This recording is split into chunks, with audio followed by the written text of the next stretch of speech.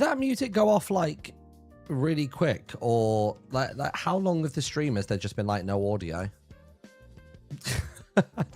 I stepped away from my PC for 2 seconds and came back, and I'm like so certain before I could see little things wiggling around. I could see the little lines. My bad. Just the last minute. All right, sick.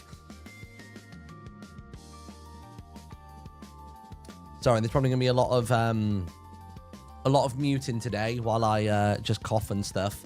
I don't think it's con flu. I think it's just spending a lot of time in an airplane in an airport yesterday, and I think I'm like just kind of chilling. Wait, that message is different. There's a message here that says on the Axel chat, it says Portal has been a mod for 24 months. Is that a thing now? You can like celebrate your modding anniversaries? Is that a thing? Where is it? I'm putting up like the regular Twitch chat. Mod anniversaries get a call out. That's sick. I like it. I like it. Sorry, I've just realized I'm not on camera. I like it. Hey, look, it's me in the Littlewood. Look at me. I'm the real guy. It's me. By the way, you have the sign. Yeah, I've got this thing. I don't currently have my big one. I don't have my big one just yet. You know, the one from my rival stage. So, yeah. Mod anniversary has been introduced. Well, you know what? I didn't watch any of the opening ceremony of Twitchcon. So there is probably a million things that have been announced that I am not privy to whatsoever. Basically, when that opening ceremony was going on, I was on my meet and greet. But we'll get to that. We'll get to that. Phil left his at the airport. So, well, what did he say about that? Did he say that he had to, like, they wouldn't let him have it on the flight or what? I'm actually lucky I didn't take it now. There is absolutely no way I would have gotten mine on my flight, because my flight was delayed by nearly 2 hours in the end. And it was at capacity. Every seat was full. The overheads were rammed. There was bags under every seat. So trying to put that board up there, it probably would have got cracked or broken anyway. You found a box and panning that can fit the sign. We'll ship it later this week. Sick. Okay, cool. That's exciting. Thank you, Draz. But yeah, so yeah, Draz is apparently sending me mine. Also, I mean, actually, we'll talk about it in a minute. I was about to point out my shirt, which you can see a little sneaky peek of it, but we'll talk about that as well. But hi, how are we? My current state is that I hurt a lot. My calves have completely seized up. I am hobbling around the house. It hurts to drive. Both my groin and my legs and my ankles are all hurting. I've got blisters all over my feet. I've genuinely got about 3, maybe 4 blisters on each foot. So, yeah, I'm a bit of a state. So I think I'm social battery drained, physically drained, and yeah, there was a lot. So let's go through the stories. Let's go through the adventure. What might help me? I genuinely on one of the evenings wanted to sit there and actually like write out the notes of like fun stories from the day to talk about. But I just straight up didn't do that in the end. So let me go back through my camera roll and we can figure out what happened, when, and where. Let's see. So my first thing is. What's my first thing? I mean, I guess the first thing was just getting there on Thursday. The only sort of stories about travel on the Thursday, got to the airport on time. Everything's groovy on that front. And then the only issue I had, right, it was the smoothest experience of my life. I got literally to my airport, over to Amsterdam, like got off the plane with ease, walking through. I did the security super quick, didn't get stopped at passport control, and like I always get stopped at that. I pick up my suitcase and I'm like, cool, looks like there's a train in like just over 10 minutes. I can walk that, no worries. And then I'm, you know, walking towards the door, and bear in mind, at like Heathrow, the declare and nothing to declare, you pass a threshold and it's still quite a long winding corridor, whereas in Amsterdam you just pass that door and you're out, and there you go, you're out into the train station essentially. And as I go towards that door, just this fucking Jobsworth decides to pull me to one side and starts asking me 20 questions. It's like, bro, I walked through the green bit. I'm walking through nothing to declare. I've nothing to say to you. I've nothing to say to you. Why are you doing that? Why have you just pulled me at that exact moment? And he just starts asking a million questions. Yeah, why are you here? And then I say, I'm going to TwitchCon. And then he's asking me, like, you know, am I looking to sell anything? I think he thought, yeah, who are you going to see? He was then, like, trying to figure out whether I was working the event and whether I was trying to sell stuff on a booth there. And honestly, he asked so many questions. I was like, bro, not now. And I could see the time going down and down and down. And I literally had to, like, jog across the train station. And as I'm going down the escalator towards the train, as I'm on the latter third of the train journey, I see the train pulling away. I was like, oh my God, please. No, why? Please, why? But yeah, so that was highly annoying because my plan was to get on that and then basically be straight over towards Straz to drop my bags at the hotel, and then we go for food. And it was just the fact that, like, you just didn't need to ask the questions. Like, god damn. But anyway, got there. We went to a Japanese restaurant, which was nice. I was feeling too nervous to practice my Japanese in this restaurant, so it's run by like a Japanese family. But the food was very good. That was the ramen. We had a cheeky Sapporo as well. It's kind of the image is kind of blown out, but it was a very good ramen. Really, really good. They do like a 4 meats broth, I think it's called. And then I had, I think, pork, chicken, a fried egg, nice noodles. Oh, God. I polished it off. So, yeah, so Draz took me in there, which was nice. After that, we wandered over to Uniqlo. Because actually, the reason we were headed that way anyways, we were going to the TCG store, which we'll learn why in a minute. But yeah, basically we went over to Uniqlo because I needed some new shorts. I don't know what I'm thinking. I just pushed myself away from the desk thinking I'm going to lift my leg up and like show you and show you the shorts, but there's no way I'm getting my leg off the ground. I'm an idiot. That's not happening. But yeah, we go into Uniqlo. I get myself like an Airism t-shirt. I get myself a pair of like brown shorts, which I'll do by standing up normally later. You'll see those. And then as we finish paying and as we're walking out, who's fucking walking straight towards me? Cherry Fire, Apokuna, Abolish Regret, May Mazers. I think it was just the 4 of them. I'm going to feel bad if I forgot somebody now. But just like, what are the chances we just bump into them in crossing, in passing? And it was funny because it was, they were basically using... Oh, no, Forsey. Forsey was also there. And I think they were basically buying a costume. I say costume, an outfit. They were buying an outfit for both Forsey and... basically, they were using Abolish and Forsey as their, like, dress-up dolls, which was quite funny. And I think they were showing me the theory. They showed me an image of like I guess like male dressing. They were like there's different stages. So it was like t-shirt and like trousers, and then you incorporate. Weirdly, they were saying step 2 of like that kind of style. Step 2 was to put a long sleeve shirt under a short sleeve shirt. To my knowledge, I've only ever seen skaters do that. I've never known normal day-by-day fashion to be that. I don't know. I like to think Apo insulted you instead of saying hello. I think she probably did. I think it was one of those sort of like, what the fuck are you doing here? You know what I mean? Like a frosty reception. Yeah, it's like old school skater fashion. Yeah, that's what I was saying. You back in the day, you even used to buy shirts where it was short sleeve and the long sleeve was stitched in. You know what I mean? Oh, Nano! Hello! Dinged over the big hundo during MCC. Finally get to properly pop it now. Welcome home, King. Hope you had fun, despite being a busy bee. Yeah, I was full on. Good seeing you. Imagine losing to the French, though. That's rough. Dude, the moment I saw it was the French, I was like, oh, boy. Oh, boy. If it had been red, we maybe had a chance. If it was blue, slightly less of a chance. But the French, not a fucking chance. No chance. But we got around. It was pretty good. But we'll talk about that when we get to the MCC section of the story. But yeah, we bumped into those 5. That was really nice. And they were like, hey, we're going to this arcade. Do you want to come? And I was like, hell yeah.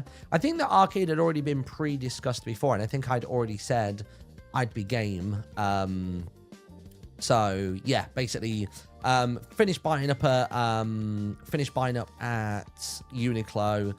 Said we'll see them in a moment. And then we went over to the card store. So it was Draz's old local card store, and we went in there and we bought basically a bunch of Magic the Gathering cards. We bought Strixhaven because what we were doing on Saturday night was we were going to play it wasn't called a draft. What was it called, Draz?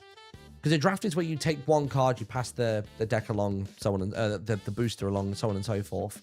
What we did was we had the full box spread it equally among us, and I think 1 extra booster pack, and we also had a bonus Lorwyn Eclipsed booster pack as well. Maybe even 2 were inside that box. I'm not sure.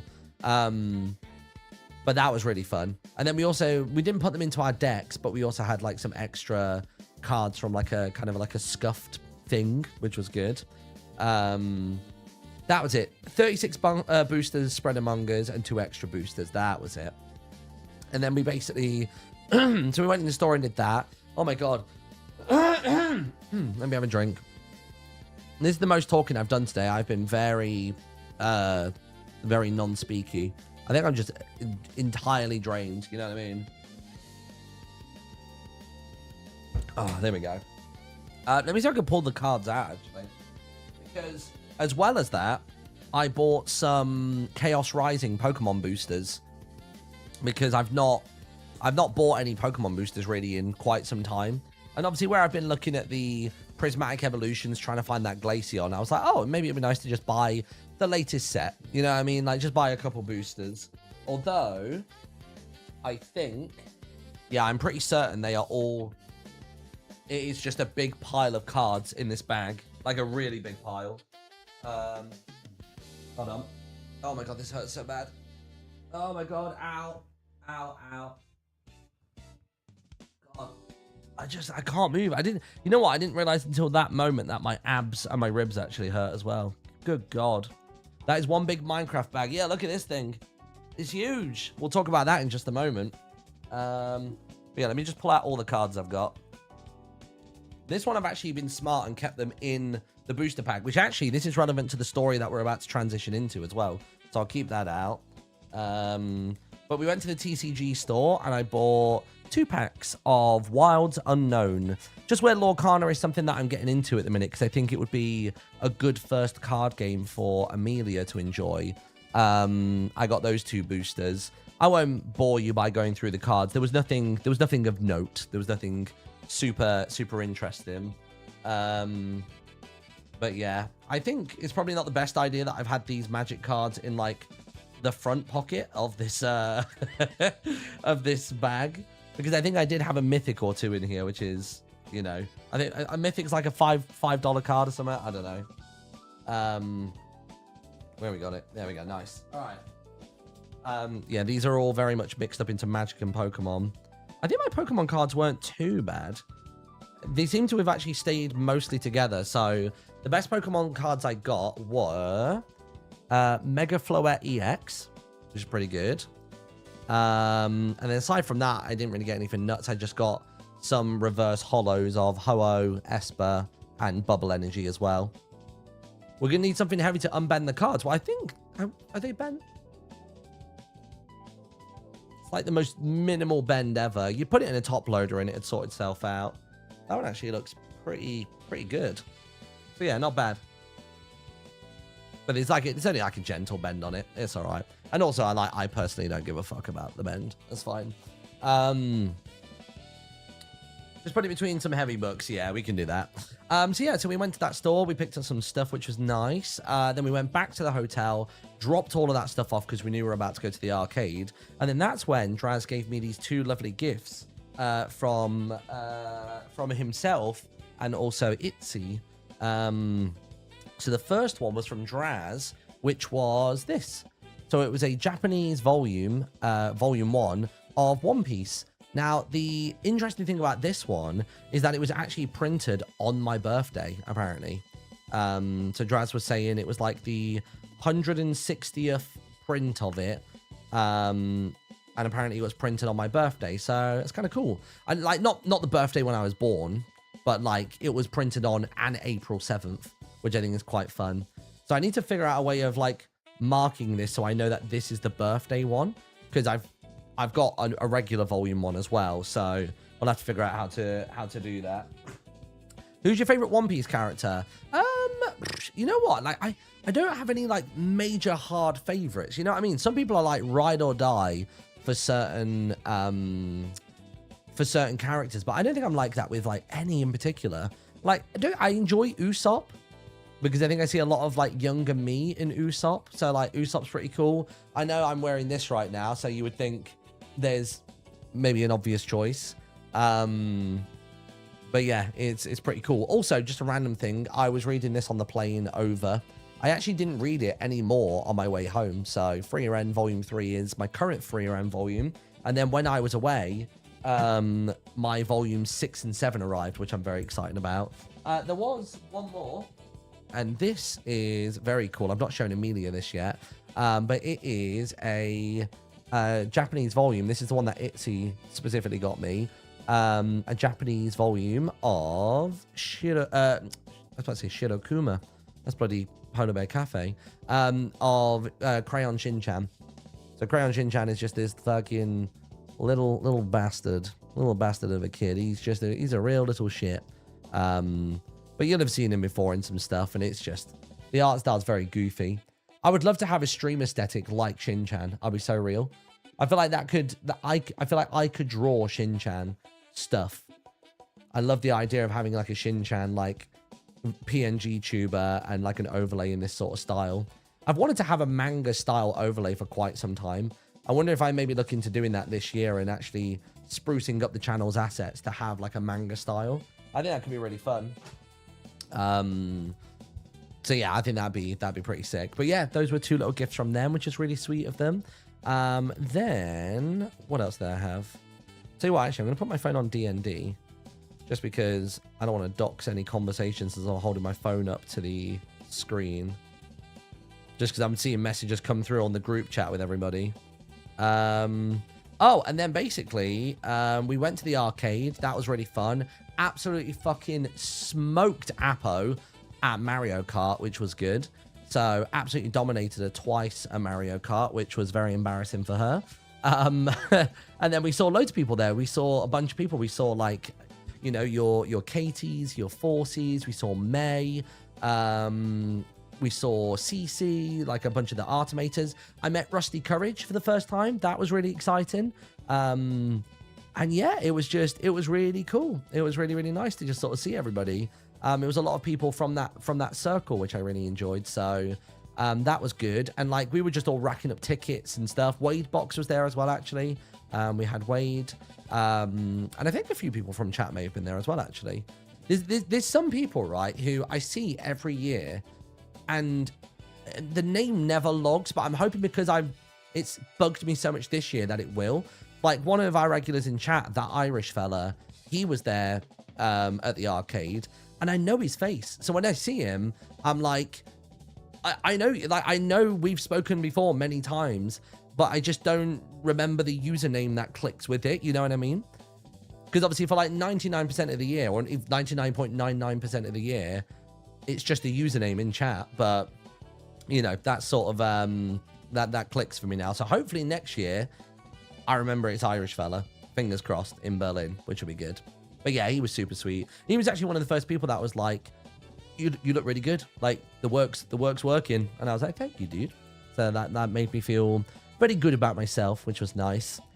Matching names and faces is a task. Yeah. And there are some people that I know aren't regulars in my chat, but I just end up seeing them at TwitchCon each year. Creators, viewers alike. It just kind of happens. Irish was so genuinely sweet to me. I appreciate him so much. Yeah, lovely guy. And then the other thing at the arcade, which was, well, there was a few things at the arcade. One of them was abolish just being abolish, right? So, you know those games where the carousel is going around and it's going around and there's like prizes on each bit, and all you have to do is press a button to make the arrow go down, but it has to like exactly hit the right bit in order to release the prize. It can't even be off by like a couple millimeters either way. You've got to get it bang on. So I walk in and see that machine. I see there's a bunch of Pokemon booster packs. I'm like, oh, cool. That's interesting. I would never be able to win one, even if I tried loads. Even if they were all in a row, like in a chunk together, I wouldn't be able to manage it. Not even 5 minutes later, Abolish walks over to me and Cherry, and he's got every fucking booster pack out of that machine. Like, that must have been the bargain of the century. He just paid a couple of arcade tokens, did the Abolish a Gret thing where he's just cracked at everything, and he fucking sweeped the machine. The machine was empty. I literally wanted to go and tell the staff, like, hey, you need a refill over here. I was just like, Jesus. Like, I think Abolish is just good at anything he does. IRL, like, whatever it may be, he's just fucking cracked. I think that may have also been the first time that I met Abolish in person, I want to say. He's a handsome dude. Pretty jacked as well. So he's just good at keeping himself together. What a dude. Sweating IRL games. Yeah. And actually, the other cool thing that we did when going to the arcade and back from it in the end, actually, was we, instead of taking the tram over, we decided we were gonna cycle. So Draz pulled up the old Lime app, and we got to cycle across the, is it called the Erasmus Bridge? Because that bridge at the minute is under construction, being repaired, and they're getting the tram all working on it. So we got to actually cycle over it, which is really cool. So that is the bridge that was on my badge, well, my lack of badge actually on my jersey, for the football match, which was really cool. So I really enjoyed that. So that was pretty sick. And we sort of had our yearly shot of basically Draz on his bike and taking a selfie to me. Because each year, that's the only time I sit on a bicycle. So I'm not feeling confident enough to take a selfie just because I'm not on one enough. Oh, actually, this is the shot Draz got of me absolutely ruining Apo's day. She started to pick it up more in the second game, but yeah, still absolutely wiped the floor with her. Which was pretty funny. What else have I got? I think that was it. Is there anything else in our chat, Draz? Oh, just some shots from the football match, which we'll get to. But yeah, we did the arcade. And what the ironic thing is that even though it was hot in Rotterdam, it was hotter in that arcade than anywhere else. Like, there's nothing worse than meeting people for the first time. And I can literally, and when I say literally, I mean literally, feel sweat running down my back. Not trickling, running. And I was like, oh, God. Like, it's horrible. And you're hugging people. There's a few people I hugged and I was like, just keep your hands up by my shoulders because then you won't get grim. You won't get grim. But then, after whooping Apo at Mario Kart, that's when we got some booster packs for Clash Out, the uncollectible card game. So this is something that we played last year at Twitchcon in Rotterdam, coincidentally. And it is a game from... Who are the designers of the game? Because I think Apo's part of the design process. I know that, pretty sure Wade Box is, and maybe Lagundo as well. Were they the three spearheads, or was it just Apo and Lagundo? I can't remember. That's it. Apo, May, Wade, and Lagundo. Okay, cool. But yeah, Clash Out. So the reason it's called Uncollectible Card Game is because these are what some of the challenges are like, okay? In fact, actually, there's a rule card as well, but it's fine. So you've got something like this. You've got push, not pull. So you give this card to a player if they open the door the wrong way. You've also got things like lost and found. So give this card to a player if they question where an item of theirs is. And there's just loads of silly, funny, like, challenges that you've got to try and catch people out on while they're around. Old timer for leaving the group early is toxic as hell. What the fuck? Give this card to a player if they lose to you in rock, paper, scissors. The loser cannot play this card again until they gain another Clash Out card. That's mad. So not only do they taste defeat, they get a card. They have to get another card before they can even redistribute.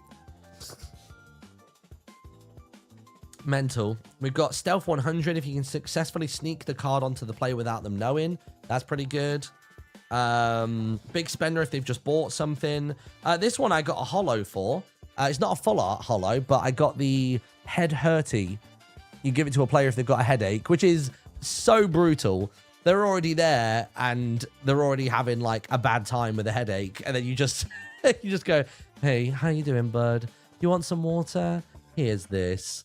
I would just have the biggest like smirk and eat shit grin ever if I could hand that to somebody. And then actually, I'll save this card actually for later on in the stories. I will put it here so I don't forget to tell it in the story. But that is a card that I didn't open from my pack, but was handed to me. And I was kind of like, it's kind of cool having a full art. Don't know if I'm going to try and give it away. I might keep it for myself. It's not in the spirit of the game, but I genuinely just forgot the cards. Because I think that happened on the Saturday. Yeah, it happened on the Saturday, and I just forgot the cards on the Sunday. Where can you buy them from? You know what? I don't know. Let's have a look. Clash Out card game.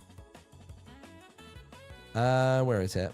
Clash Out. So it looks like it's on Creo cards. Can you still buy them now? No, there was a pre-order for it. Like, I'll show you it. So this was the website. So you got Clash Out, the uncollectible card game, and you can just go through and see a bunch of the different cards. And there's lots of different artists as well for this. So you'll recognize like CC, who did a lot of the MCC TCG, as well as the Hermitcraft TCG. You got Rusty Courage, of course. So there's going to be like loads of familiar names if you're in this kind of like social circle, which is fun. You throw something to them and they catch it. No, that's pretty good. They are dressed in cosplay. I like that. And the way that this plays, by the way, is that you get this here. Look, so see these pins? You have those pins and you put them on your lanyard as a way of signifying that you're playing the game. Because that was my first question back in the when we played it last year. And they were like, oh, yeah, good point. Because we made a Discord that everybody was in. But I was new to that Discord and I didn't know very many of the people or very many of the faces. People were all posted selfies in the same Discord and stuff like that. But yeah, basically, I think that the pin was after me querying it, which is pretty good. I got a card to give to someone who isn't playing. See, that's really good. That's advertising at its finest. And it does say Clash Out on the back as well. So like, it's actually a pretty good advertisement. I love it. And you could just buy a big ass box, distribute them when you go on a trip, and then collect them all in at the end so that one person can get them all back at the end. But it's a fun game. It's a really, really fun game. Oh, there's even more founders. So we got Leg Zappo Wade, Sty Static, and also Koi as well. Very, very good. But yeah, that was pretty cool. That's pretty cool. So we played Clash Out at the arcade. Went to the arcade, came back over towards the hotel. And then what did we do Thursday evening? What did we do Thursday evening, Draz? Oh, no. Thursday evening was the Power Party. Yeah, Thursday evening was the Power Party. So Owen and Apo put on a party for everybody to come to that were Power Creations SMP participants or like guest stars, or I think everybody got a +1 as well. And that was great. Cherry nearly died. Cherry's allergic to egg. I'm assuming quite aggressively so, given how the conversations went. And they just like straight up gave her a burger that like would have had it like egg in like the bun, I suppose. But luckily she was okay. She like barely touched it. But yeah, I think she had the teeniest bit and she survived the weekend. So yeah, there you go. Fucking casually saying that. Yeah, she nearly died. Nearly died. But yeah.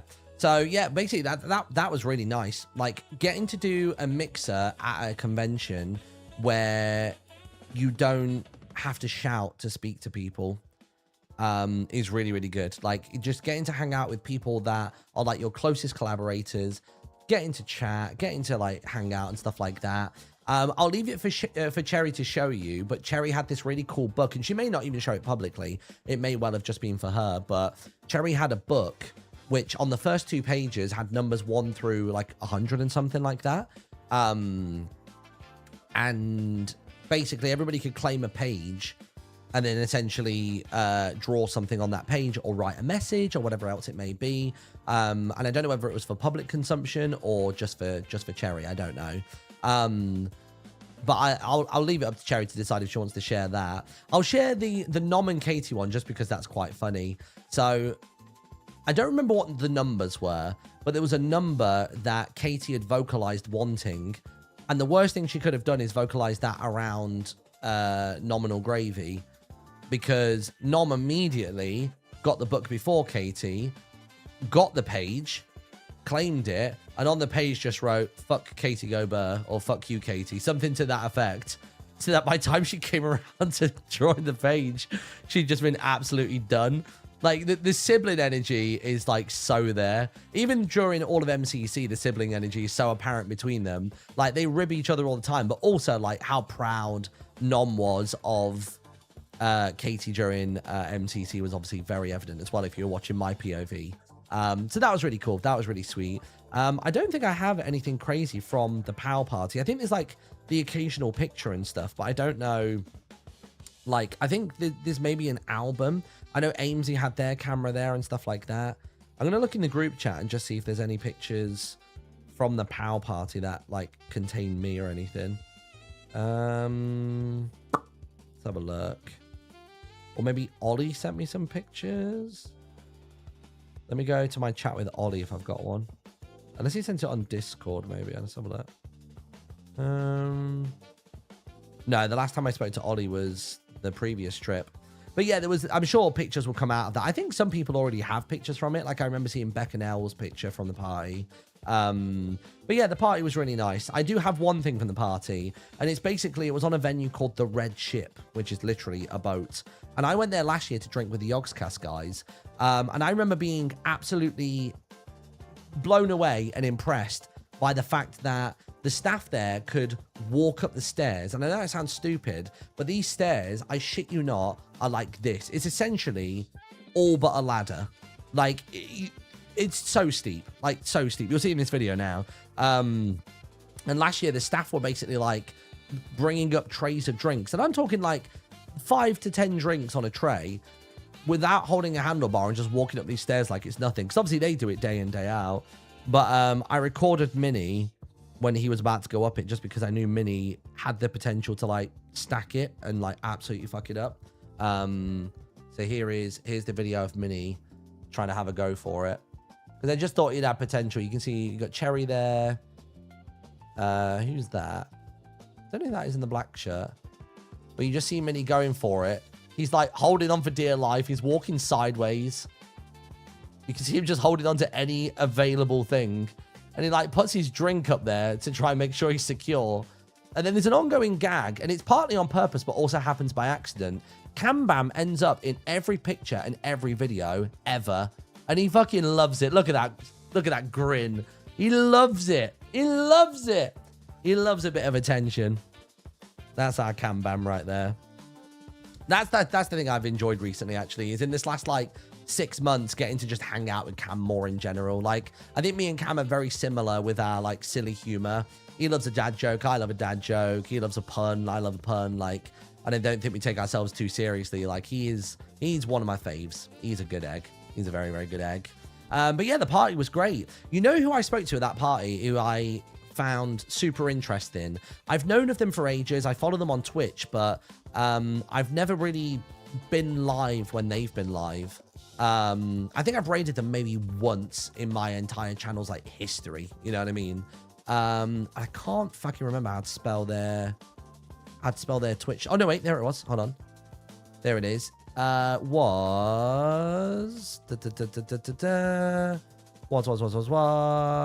this person right here. Smidges. Smidges is, like, one of the Brighton crew. And they were so lovely. Like, really, really lovely. We had a big old chat at the end of the evening. And they were just super cool. Really, really had a good chat. I think we would have spoken for longer, but it was literally, we were talking as the venue closed. So our conversation got interrupted and everybody was going home. But they were telling me that they've got, like, this like project they do where they do like a makeover or like a style up for somebody, but they make everything for the video. We're talking, they make the outfits, they, like, make the music in the videos as well. And it's sick. Apparently they've done one for Owen. And what's their new name? Is it Iris? Crow goes by Iris now, right? Is it Iris? I'm trying to remember now. What's their name? I want to follow. They are called Smidges. Smidges. And this is their YouTube channel as well. And yeah, they were dope, and their videos sounded super interesting. I don't know which one is.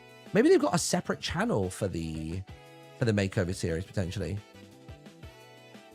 Oh yeah, look, there you go. I styled Max GG's, I styled John A, and there's a bunch of other ones as well.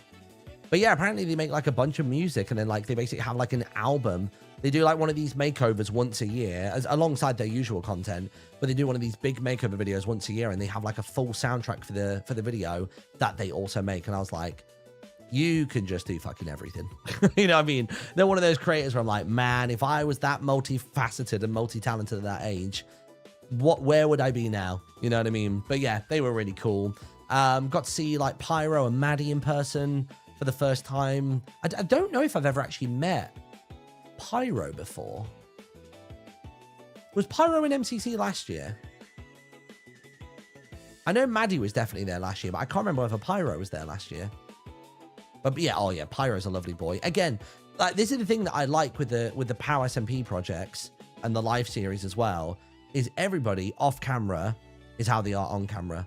There's nobody where I'm like, you know, there's nobody you see me be like jokey and pally with like in content, and then offline there's like an awkwardness or like whatever. It's just there's so much sincerity in what everybody does, and I think that's evident, right? Like in all like the POW POVs and all the live series POVs, like you can tell it's just an extension of themselves. It's like a slightly more energetic version or whatever, but you can tell it comes naturally.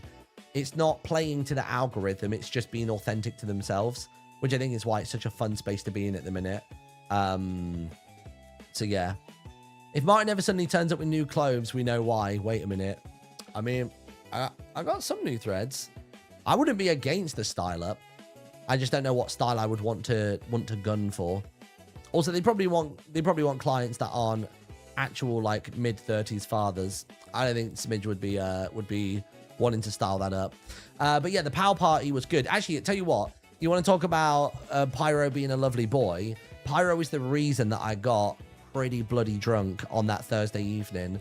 So there's food coming out, like little platters of stuff. So you can, you know, nibble across. This is like a 5-hour party.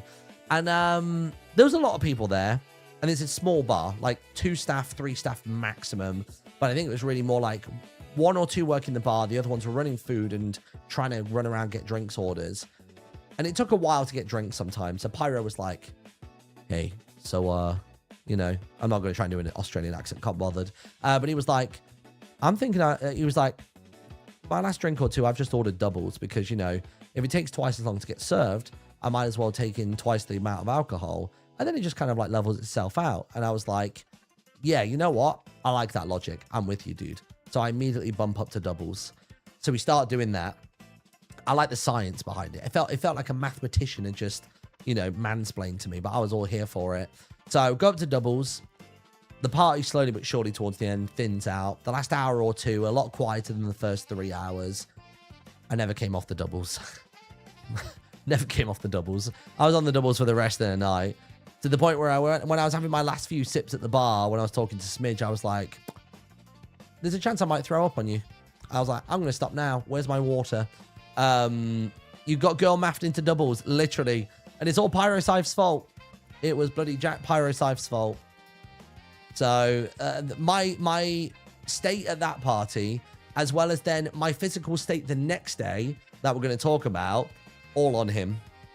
All on him. Because it's not like I had anything important to do the next day, right? I didn't have to be, you know, my best self. I didn't have to be, you know, really awake and alert and attentive. And I wasn't going to be showered with information and details and asked about my thoughts and opinions on things. Yeah, I was. Yeah, I was.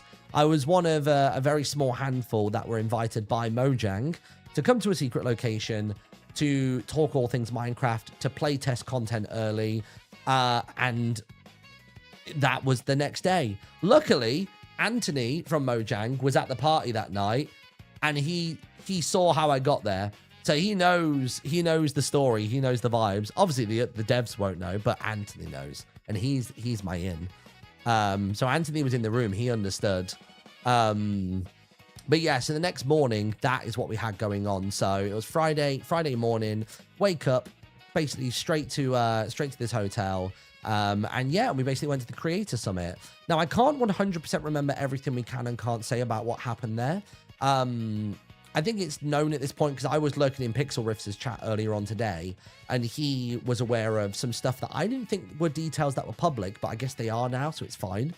But yeah, we got to sit down, have some presentations. Presentations on their topics ranged from things like the general direction of vanilla, kind of the ethos behind things. We got to watch the clip that you all saw at Minecraft Live, the movie one. We got to see that early and sort of give them our initial feedback and reactions to it.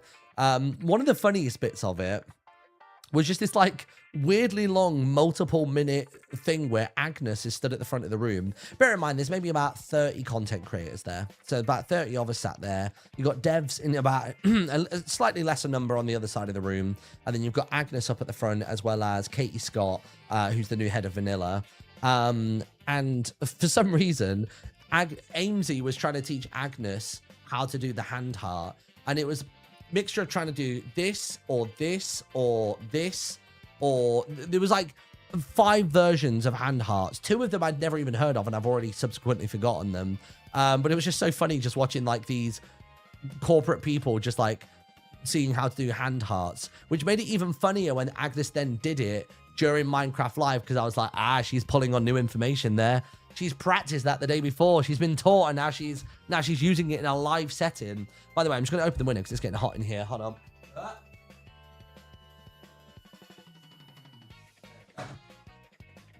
I just need a bit of air.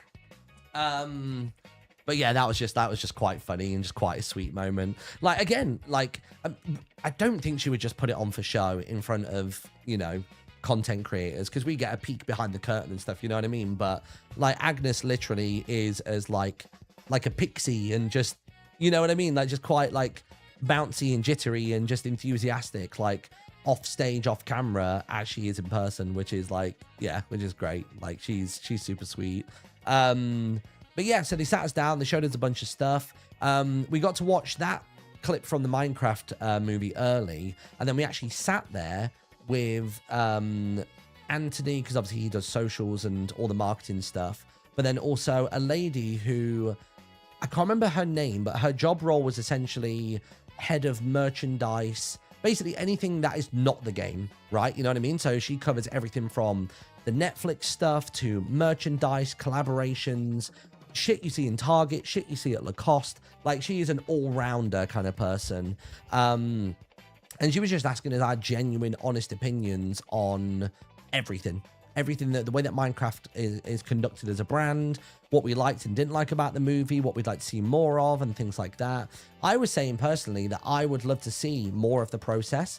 Like, if I had to say to you, like, in a lot of Minecraft SMPs and a lot of like Minecraft videos, what are some of the things that you watch them for? Like, what are some of like the standout things? I'm just wondering if my thoughts align with chat's thoughts. Like, so when you watch, say, a Misadventures video, you watch a Hermitcraft video, and things like that. What are some of the like the moments in the videos or the elements of a video that stick out? You watch videos because you like the creator. Yeah, cool. So you're on my wavelength as well. Did they talk about the Netflix show? They didn't know. I did ask, but yeah. Inspiration. Yeah, again, that's that. The process. Yeah, that's it. Again, is exactly how I did it. It's the people, it's the chemistry, it's the interactions, it's all of it. And obviously things like time lapses is part of the way that it works. So I was saying, because like even for the Minecraft Live haul that we had at TwitchCon, Anthony was like, yeah, like me and our team, we built this in Minecraft to kind of figure out the rough square footage, and then we obviously had it built in real life. And I was like, show us that process. Like, get bloody Flashback installed, or just record it, you know, in whatever way Mojang would normally do it. And I was like, show us that thing. Like, people want to see that you are using the same tools as we do for creating things, and whether it ends up in a real life set that people get to walk around with at a convention, or Or if we get to see how they build an entire village, a mountain and stuff, and then it eventually gets brought into like a different 3D render engine for the Minecraft movie, show us, dude. Like show us that process. People want to see that the way we're creating content is kind of the same way that you're creating content. It's just the way that it's rounded out and polished out at the end is just ever so slightly different. And there's loads of other stuff that I suggested or spoke about, which I won't say because it could be a spoiler, not of the movie, but just a spoiler of things that Mojang may go on to do as part of the promotional run leaning into the next movie. But yeah, that was good. I felt like I was worried that I was talking too much in all of these segments. And I said that to Anthony afterwards. I was like, was I yapping too much? And I was being really mindful of like when they posed the question to us on the spot, I think there was a bit of an awkwardness, even though they said, don't worry, we won't be offended. Nobody was kind of like jumping in to say something first. So I was always being the one to speak first. Because again, you know that I don't like being not the bad guy, but you know what I mean? Like I'm not scared to share my opinions, especially if they say, yeah, and that's the thing. They wanted all the feedback. So they would ask a question. I would always be silent to begin with. And I would look over, and I think I was in a group with Shelby, Cam, and I was with Bobby Craft, Pierre, Shelby, Cam. Who was that? There was another one. Can't remember who the other one was, but yeah, we were in that group, and Anthony said afterwards, he was like, oh no, yeah, like I designed the groups that way. He was like, you were that person for your group. I think he was like Philza was that guy for that group. He was like Owen/Apo was that person for their group. So I was like, okay, thank God. You know what I mean? I was like, okay, so I did my job as they'd hoped I would. So I was relieved to hear that, which was good. You had to do it for 2 groups. Wait, what do you mean? Oh no, so we went around as a group for the whole thing. For knowing y'all that well is crazy. But that's what I'm saying, dude. That's what everyone's been saying. Like, viewers, content creators, all of it. Like, Mojang is so finger on the pulse right now and so attentive. Oh, sorry, because you said Phil's. Okay, I get the 2-person thing. But no, yeah, this is the sentiment that people have been having for the last year and a half. They are being real good with the community right now. It did feel like after the Microsoft acquisition, things became a bit arm's length. But I think maybe that was just because of like the handover period and figuring out from Microsoft and Mojang's relationship how corporate this needs to feel. And I think they're putting trust in Anthony specifically to have creator involvement, creator outreach, creator voices. And every time he's done it, it's only benefited the company, which I'm sure increases eyes, increases revenue, all the stuff that the higher ups right the way up there who never talk to the general populace are probably happy to see. So they're just saying, do more of it. And we spoke to like, obviously the head of Vanilla, we spoke to the head of gameplay, and we were giving like a bunch of feedback. Because previously when I went to creator summits back in like, what, 2016, 17, whenever it was very much they spoke at us about what was coming, and that was kind of it. We would have a discussion with them, but they would never note anything down. Maybe they made a mental log, but at this thing, like, we'd say something, they would, oh Jesus, that is a lot of spam. Give me a second. I mean, don't get me wrong, it's Pride Month, but we're not just spamming emoticons in the chat, or ASCII, should I say. I got them. Oh wait, did somebody already else got them? They got nuked, all right, fair. Nice. What did that say? I just want to put it in translate. I don't want to say it out loud in case it's something offensive.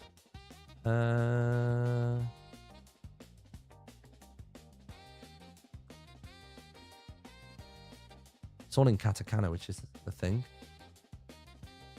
Sorry, I'm just very intrigued what that was. Oh, I can't bother to leave it. But yeah, no, when we were talking to the various different teams at this Mixer, I say Mixer Summit, it really felt like our voices were being heard. Like, and about short-term things and also long-term things. It was really cool. It was really, really cool. So I quite enjoyed that. I can't really speak too much more on what we did. I can tell you that we did get hands-on with the poplar biome. We got to try out the straw bed mechanically, and the straw bed is the one thing that they did not announce at Minecraft Live, and everyone was like, I don't get, like, a lot of people were like, I don't think it's real because why would they not announce it in Minecraft Live? And there's two reasons. One of them is they don't know which update that will arrive in. My gut tells me that it will be in Poplar because why would you have that new camp tent and then not beds to go with it? You know what I mean? So I think they will make the push to make it work by then. But also, they wanted to give a piece of content to us. Like, this is, again, this is how much they're trusting us. They're allowing us to share information first, which is really cool. So if you haven't seen it, straw beds are a thing that are coming to Minecraft. I can tell you everything I know about them in their current state. We gave them feedback, and of course it will change as well. So at the moment, a straw bed is something that you can sleep in Minecraft, and it will pass to the next day, but without resetting your spawn point. So a lot of people prefer having the spawn point, whether that be because they're going to travel out to find the Ender Dragon, and when they go through the portal, they'll end up back home. Or some people just simply don't want to have to use like a respawn anchor or whatever they're called, or a lodestone. Hello, Pix. Tell you what, didn't I say chat earlier on that I was lurking in Pix's stream earlier on today? And I was literally in that chat and in that point talking about the straw bed, and you've literally just joined us, everybody, as we're talking about my experience at the Minecraft Summit, which is quite exciting. So just to give you a quickie update, on the Friday, just before TwitchCon, I got invited by Anthony, the community manager, and the Mojang team as well, to go to a summit where there was about 30-ish creators. And we got to, love your name above your head, right? Yeah, this was in the Minecraft hall. I thought I'd wear it today. And yeah, I was just saying that, like, Minecraft let us see the movie clip early. They asked us about our opinions on how Minecraft as a brand is moving and participating, and how it's appealing to people our age as well as younger, and so on and so forth. And I was saying that even talking about gameplay features or wants and needs or friction points in our Minecraft worlds and stuff like that, when we were talking to them, they were actively writing things down, and really, they weren't just going, oh yeah, okay, we'll have a think about that. They were then like really picking our brain once we raised the point to figure out what was the crux of our problem and what our solution would be, or what our counter piece of content would be. You know what I mean? So yeah, basically that's where we're at. And then I was just talking a moment ago about how we had the straw bed shown to us, and it was specifically Katie Scott, the new head of Vanilla. She was the one who said, like, I'm going to post this image. It's your guys' information to do with as you will. So this was the picture. So I'm trying to remember all the people in the room. So we've got Mog Swamp, Shelby, Campo. I want to say, Pierre maybe? Or Dunk? No, I don't think Duncan was there. Can't remember who that is. That's Shadoon, Eloise, Amesy, Ollie, Grian. Who are you? That's obviously Lizzie. Apo, I want to say that is. I think that's Apo. I think this must have been taken like at a random point. 'Cause this wasn't when we were all being spoken to, because I was sat literally here. And it was funny because when we sat down, Lizzie was like, oh, I'm learning so much about people. Like, because only the first row or so was filled out when I walked into the room, and I just went straight to the back. I was like, I do not want to be perceived today. Mostly because I was hungover.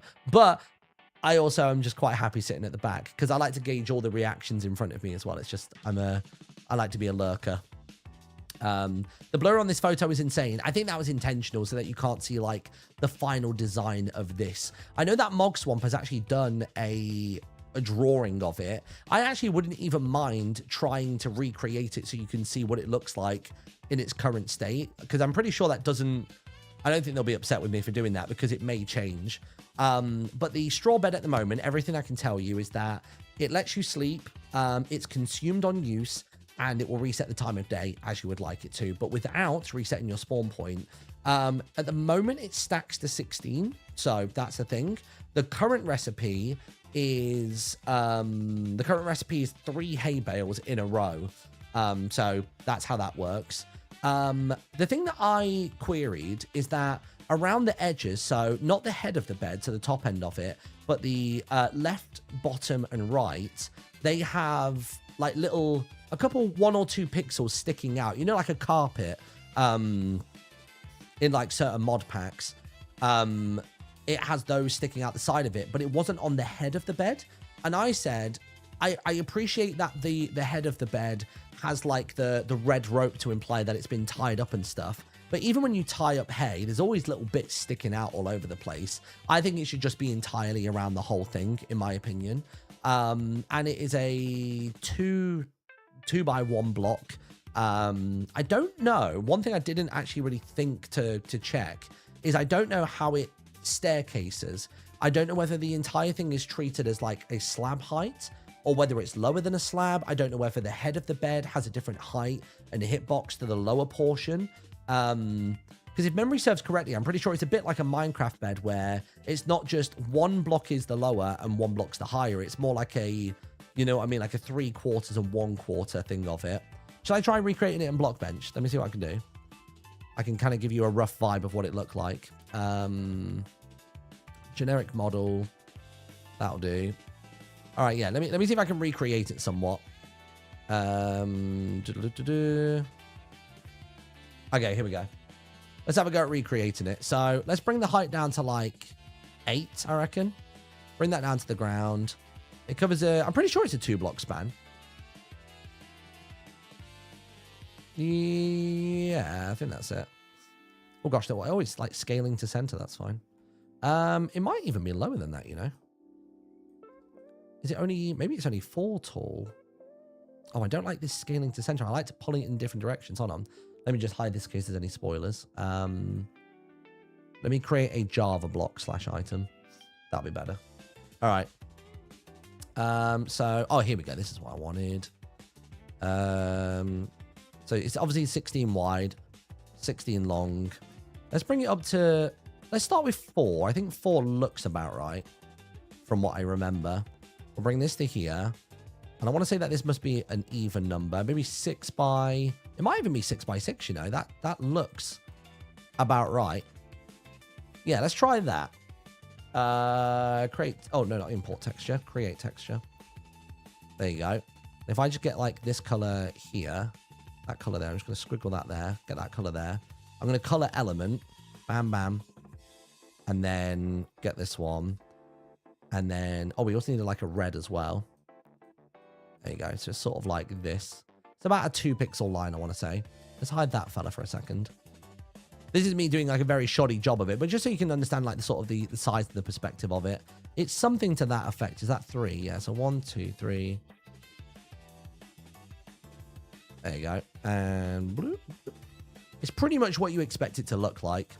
And then what we'll do is we'll put in the plane as well so you can get a better idea of how that looks. Maybe if I put on shading on. Oh, shading's on, which is actually helping the effect. Nice. Yeah, so then if I get this here, if I move the whole bed this way a little bit, like so, and then if I duplicate this cube, in fact, duplicate that one. If I do that and go out by, I swear it was only like 2 pixels out of any given direction. Wait, if I just, oh, I didn't duplicate it. Whoops. So flatten that out. I'm going to come out 2 that way, 2 that way, 2 that way, and 2 this way. If I give that its own texture, create texture. Is that just that plane selected? Create texture. What are you doing, friend? Tell you what, if I create a fresh cube, then do it. I'll make it the right size first. And I'll flatten it down. I don't know if anybody else has gotten back from the con yet and has done this for you all, but I can give you a vibe of what it looks like. I'll push that out there even though it doesn't actually do that. There you go. Now create a texture. I keep trying to import. I keep pressing the wrong one. All right, nice. So let's delete all of this. All right, cool. And then just imagine, right, that it is like this. So it's got like this kind of thing going on.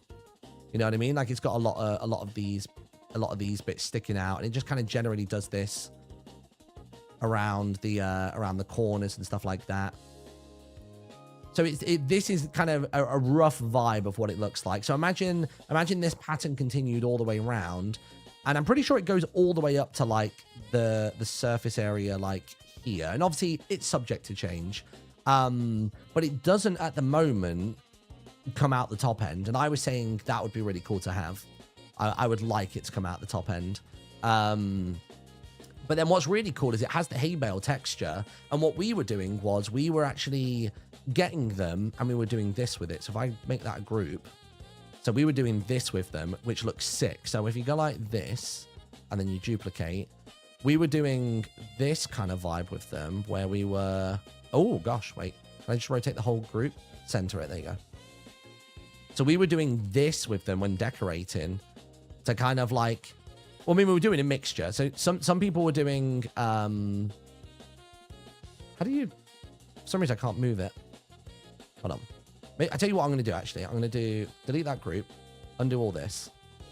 I'm going to get the top-down view like that. There we go. If I just literally get this.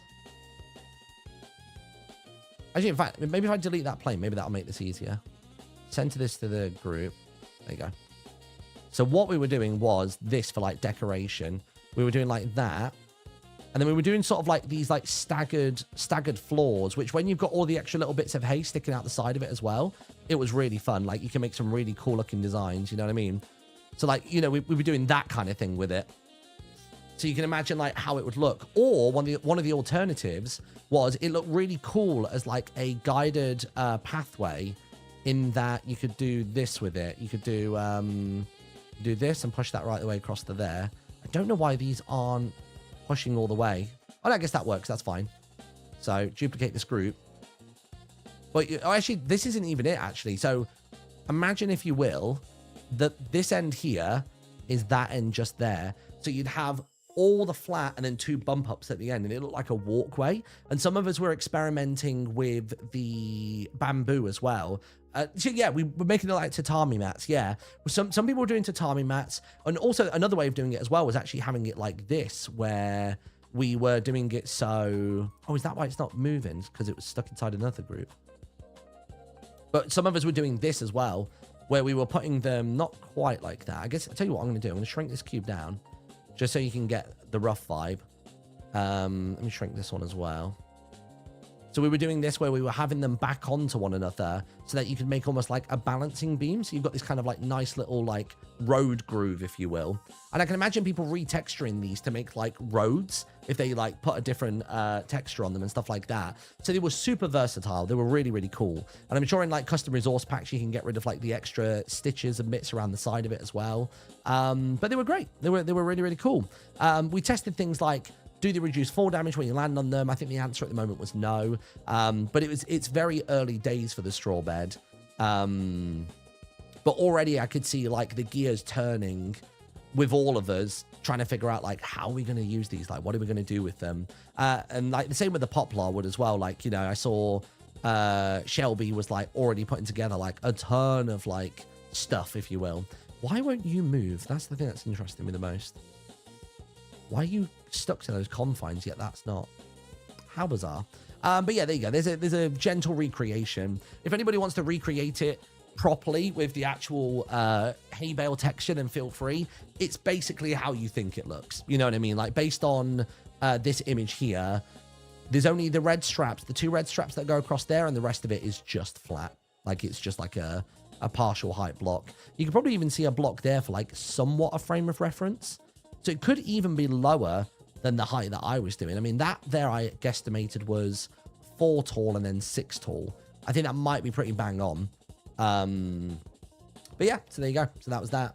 And then also when we were playtesting this stuff, we got to try out the new poplar thing. So like the doors, the trap doors and stuff like that. And the thing that I really enjoyed actually was this. So the new trapdoor is not dissimilar to the mangrove one. So if I pull up an image of the mangrove one, so you've got a frame of reference, poplar trapdoor Minecraft, and then I'll look up mangrove trapdoor. You can hopefully see what I'm getting at. Yeah, okay, this is perfect. This image, trapdoor. We have poplar. There it is, poplar trapdoor. There it is. Oh, wait, there's already like a texture for it. Is there like a plate build of this out already? But something that I actually think it was me that came up with it was I saw the circle in this and I wanted to compare it to the circle in this. And it turns out that the poplar circle is smaller than the mangrove circle. So what we were doing was we were putting the mangrove trapdoor on the outside of a build, the poplar one on the inside, and you got this kind of like nice little tunnel effect. It was like single layer, I guess 2 layered. But it just had a really nice glance. You get like an extra flicker of white from the inside of the mangrove trapdoor because you had that kind of like gentle 1 pixel like buffer. So you could have like poplar wood, mangrove trapdoor, and just this tiny little rim of poplar in the middle. So that was really fun to do. I quite enjoyed that. Didn't do anything like crazy or tricky with the door. But yeah, it was just quite fun. It was fun. It's been a long time since something's been added to Minecraft. And I sat there and was like, how can I decorate with this? Like, I don't think I've ever really been that guy to do that. But when I'm sat in a room next to Cam and Shelby and they're already brainstorming stuff, I was like, okay, I need to contribute something to the conversation here. You know what I mean? And also, this is the thing I did as well. So I got, I think I did it with end rods. And I think I also did it with, what was it? Calcite, I want to say. No, you can't get calcite walls. It was some kind of wall that I put the poplar trapdoor on top of, and it looked real good as like a dining, as like a restaurant, you know, like I mean, like standalone table. So yeah, it was good. Scar wants it to be a toilet seat. It would work. It would work. So that was really cool. Obviously, the poplar wood was quite nice. I was interested to see how the new poplar wood would compare next to the pale oak wood. Because obviously the pale oak wood is real bright and real white. And weirdly, actually, when you put the poplar next to it, they're not even slightly close to one another, which is what you would expect. But I don't know if it was just my eyes or maybe the monitors we were on, but having them next to one another almost then made my eyes look at the pale oak wood as having just the most minuscule, like, hue of pink to it, which makes sense given the tree. Oh, sorry, no, it actually doesn't make sense given the tree that comes from. But it had a slightly pink hue to it. But like the most gentle, teeny tiny amount. Other things that work really well with poplar, by the way, is mud bricks. And also I used muddy mangrove roots because it was Shelby who was figuring out the mud compatibility with it. And then I was like, oh, muddy mangrove would look sick with it. And it does. It looks really, really cool with it. So that was really nice. Combining it with like dark elements as well. So combining it with your deep slates and blackstone and stuff like that was always pretty good. So I quite enjoyed that. But yeah, those new bits are pretty good. And Pix was talking about it on stream, so it's out in the wild now. And I don't know if you see it in the Minecraft live footage, but there are shelf mushrooms. I bet even if I Google the shelf mushroom now, shelf mushroom Minecraft. I wonder if they have an image of it yet. Oh, they do. Yeah. Okay, cool. So this is the shelf mushroom. That's what it looks like. And yeah, it basically just sits on the side of random logs, which I think is inspired by, yeah, these old key arts that they have. Oh, there's actually a decent shot of them. Okay, so it was showing off anyway. They come in 2 sizes. Those are actually the 2 different sizes. At the moment, you do bounce on them similar to, I don't know. Actually, I feel like the bounce was somewhere between a bed and a slime block. It had a decent amount of recoil on it, but it had no damage reduction. I was like, that's a bit weird. So I asked them if they would be open to that. And I said, I think as a player, whenever you rebound off of something, it's implied that damage reduction will occur because it's a soft surface. You know what I mean? So they jotted that down on a notepad and was like, yeah, cool. Sounds good to me. The only thing that I encountered that I was like, not sure what I want, but it doesn't feel correct at the moment is that you have the small mushrooms. If you use bone meal, it turns into the larger shelf. And then when you yield it, big or small, you only get the small one back, which some people may like because it means they have choice in their build. But I was like, if I had a farm where I was growing lots of big ones, I think I would like to retain the big ones. And maybe the solution there is to do it with shears or do it with a hoe if you want to keep the original version. Because they were like easy to break, like super, super fast to break. So I wondered whether something could be done with that. Maybe you leave it up to player choice. Or Silk Touch, yeah, Silk Touch would be a good shout. I think I actually did try Silk Touch on the day, and it didn't retain it with the larger mushroom. It still just came back as small. Because at the minute, it's only 1 item ID. So I said, I know you already have such a plethora of item IDs, but I don't think a second one would be a problem. Can they be placed on any surface or just logs and wood? I mean, anything I tried to place it on, it worked. I tried placing it on stone. I think if memory serves correctly, I tried to place it on wool. Didn't try placing it on leaves, which I wish I had. But yeah, but it was good. So they were all right. And then obviously you've got the new biome. You've seen the wood type. They were curious about what kind of creatures would exist there, because I think when we were in there were no mobs in that biome. So like from the existent pool, what would we like to see there? And I was like, oh, you know, I think foxes make sense. It feels as though their fur is almost like would make sense on an evolutionary level as to why they would exist in there. You know, that would be a good thing for them to be a predator or a prey. And then obviously we were throwing out mobs that like don't exist, like, you know, having a brown bear, pretty cool, feels fitting for the scene. We have polar bears, so like you could just reskin one of those. That would be sick. The other one that we said was an owl. How cool would an owl be? Like, you wouldn't really get anything from an owl, but I think it would feel right in a location like that. The other thing I suggested as well is I said it would be cool if if you have any cave openings that open onto the surface in this biome, I would love it if they generated with mushrooms, whether it be mushroom shelves or even just grounded mushrooms going down into the cave a little bit, just to have that transition from, you know, fungi and flora down into the stony depths. Just having it on like maybe a 5-block depth, maybe even a bit more. I thought that would be really cool. So I thought that would be fun. Mushroom circles. You know what? That would have been a great shout. Having mushroom circles for like, yeah, that spawn around. That would be actually be pretty sick. But yeah, so there you go. So that was that. Got to play Dungeons early as well, which I really enjoyed. Like, I think when Dungeons 2 drops, I'm going to play it with Timmy again if he's up for it. Because I played with Shelby and Cam. We played that all together. Not allowed to say anything beyond that. That is all super duper duper NDA'd for a long time. So yeah, so that was that. That was the summit. Then we went from the summit over to the Minecraft hall. That's where we went to next. So when we got over to the Minecraft hall, we had, I'm just trying to look at my pictures for things. Who's that on the floor? Oh, it's Ollie. I've just got a shot. I think I took this picture to be like, oh no, Jeremy is dead again. It's just a shot of Shelby taking a shot of Ollie lying on the floor in the sulfur cave bit. You got a backpack, right? I did. Yeah, do you want to see it? So this is the backpack that I got. So this is from a brand called Herschel. And it is a big old backpack. Very bold, very square. It holds its shape really well because of the way it's designed. It's got pockets everywhere. And there are only 300 of these in existence. And mine is number 51. Now, the reason I've got a problem with this is because I could have had a really cool number. Let me pull up the TikTok. Let me find him. TikTok, Jeremy Fraser. Let me find this. Jeremy Fraser. Is this his page? What's his actual handle on TikTok?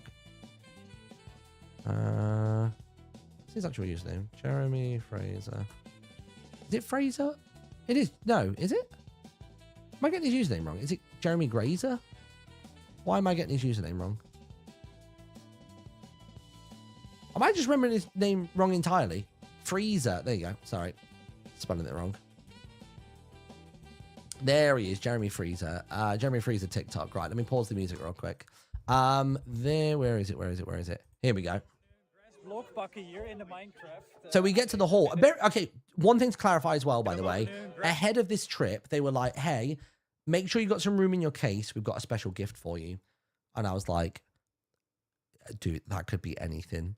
The fact they're telling us to leave room in our case, I was like, I don't think this is just going to be like a Lego set. This is going to be something maybe bigger. So I asked them like, hey, can you give us rough dimensions? Like even just a ballpark? No response. So I was like, you know what? I'll just figure it out. If it's too big to go in my suitcase, I will just mail it home. Like, you know, I get stuff mailed from there all the time. But then we get into the hall and there are these big boxes. Hier in de Minecraft arena. En er zit dus een tas in van Minecraft. And there's the block. Een speciale samenwerking met Herschel. This is my... And I suddenly appear, which is quite funny, by the way. I put my hand on it, and I was like, what are you doing touching my block? I won. I'm sorry, do you want to... And that's where I was like, that's where you're sorely mistaken. And we had this whole back and forth, which was really funny. Like, I get on with him so well. I've only ever met him at Twitchcons, and every time we're like, dude, we need to team up for MCC. Like, he is a good lad. And yeah, basically, we had this back and forth. But then, look what he got. Hele exclusieve tas in. Er zijn er maar, ze zijn genummerd. Dus er staan, Just wait until you see what he got, dude. Je krijgt een van de 300 speciale versies. There's 300 made. Bear in mind, I'm pretty sure Mog Swamp got, was it 67 or 69? It was one or the other. In the Minecraft area of Twitch. And I'm pretty certain that, who was the other person? Somebody else, there was 67 and there was 69. I think Mog Swamp got 69 and somebody else got 67. And then look what number Jeremy got, which is the number I should have gotten. I'd basically put my hand on that block, turned away to put my stuff on the ground, and to turn my camera on. And when I came back, that's when he had his hand on the block. Whoa, that's crazy. Waar staat dan het nummer? Oh my god, 64! And he got fucking 64, dude. He got the stack. He got the stack. Dude, mine's like no number of interest. My number is number 51. So there you go. So I could have had the stack bag. Could have had the stack bag. Ik heb 64 out of 300. Damn. That's cool. Wat een fashion icon. Fashion icon, hè? Yeah. Heel cool. To be fair, he dresses. I would like to dress more like this. I'll be real with you. Like his fits look pretty good. I'd like to be styled like that. So yeah, so we get to the Minecraft hall. We have that. That's really fun. And yeah, so we get given these big ass backpacks. No idea how they expected us to put them in a suitcase, because I'm under the impression that if I squish this in any kind of way, then whatever shape it's squished into, it will remain that shape forever. So I was a bit like, I'm not going to do that. So what I had to do is I had to get my my usual backpack, my Mario one, and put that in my suitcase. And then that had to become my hand luggage. But obviously where that flight was rammed last night, I was a bit like, oh no, this is not going to go well. And then this picture's quite funny, actually. So we went over to the Lego booth because I've got a sponsored post with Lego for TwitchCon, which is great because that helped cover so much more of the cost of going to the convention. But I got this shot of a big Chungus chicken. So you got this big old Chungus chicken with a massive sofa on the back. You can see Ollie down at the bottom here as well by my thumb. And you've got that there. And I'll show you that real quick because I'm going to do a post on it. But basically, Lego have released their very first add-on for Minecraft. Because obviously the two brands are like similar in vibe. You know, they're both blocks and building and about opening up imagination and things like that. And it turns out, because I queried it just because I'm like a tech nerd and was interested, I was like, was this made in-house at Lego, or did you work with one of the existing build teams for it? And they were like, oh yeah, no, this was made by the Nox crew. And I was like, oh, okay, sick.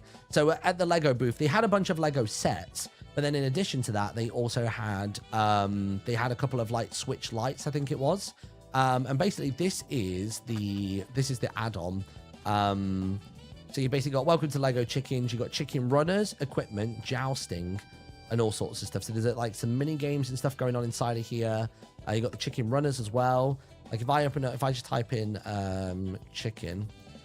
So you've got the Lego chicken, and it's essentially the way I like to think about it is it's like a chocobo. So you got all these different ones, I guess, because they're also biome specific tinted as well. And you got to get some seeds if you want to feed them. Was it the ones in MCC? Well, I think that was the reason for chickens in MCC. So basically, yeah, they're basically the same. But you hop on the chicken. They do just sort of run wherever the hell they want. Actually, no, are they? Oh no, I'm in control of him. I didn't even need a mount. Yeah, he's just going wherever I want him to. Sick. Oh, but I guess maybe do I need a mount to, maybe I need a saddle? Oh yeah, should I turn down the music so you can hear the sounds as well? Carry a saddlebag. Let me try just a regular saddle.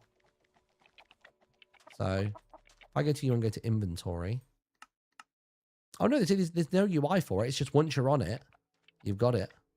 But you jump off of it. How did you get him to jump? Why are you a bee? I don't know. It's just whatever my skin is at the minute. I feel like I don't have as much control of it as I thought I should. Let's have a look. Chicken runners. Tame the chicken using seeds. They'll slow fall from great heights and attack enemies. They will attack the enemies that attack you and nearby. You can shear them to obtain a large feather or a Lego feather. Okay, hold on. Let's try this out. Shears. Oh, is it with an A? It is with an A. Yeah, nice. What's that? Sheer jousting lance. Sure, let's try that out. Oh, wait. Maybe I need to be in game mode survival. Hold on. Oh, gosh. Game mode survival. Nice. Oh, cheats aren't enabled on the word. Let me turn those on. Give me a second. Cheats will be under general. Is that right? Gameplay, maybe? Game creative. I'm in creative mode. Why? Do we think cheats would be on by default when you're in creative mode? Seems weird. Cheats. There you go. All right. Try again. Game mode survival. Oh, maybe because he's tamed, it's like that. Oh wait, let me go try and find the other chicken. In fact, I'll just spawn one here. There you go. Right, what happens if I do it to you? No? Maybe you need that?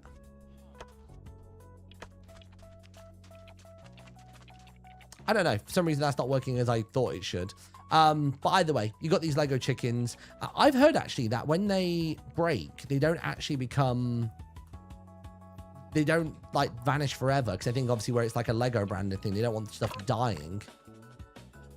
Oh no, wait, there's a Lego feather. I could have sworn the guy at the booth told me that they turn into like a Lego, like a pile of bricks, if that makes sense. And then he said you feed wheat to the bricks in order to regrow them. Unless that's for another type of chicken within this.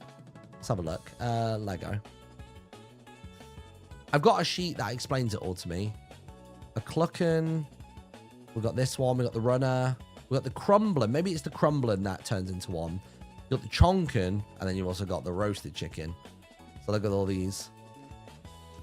That's ridiculous. Look at it. Jesus. Yeah, I guess that's Steve's lava chicken. And what makes that all the more ridiculous, by the way, is this. Hold on.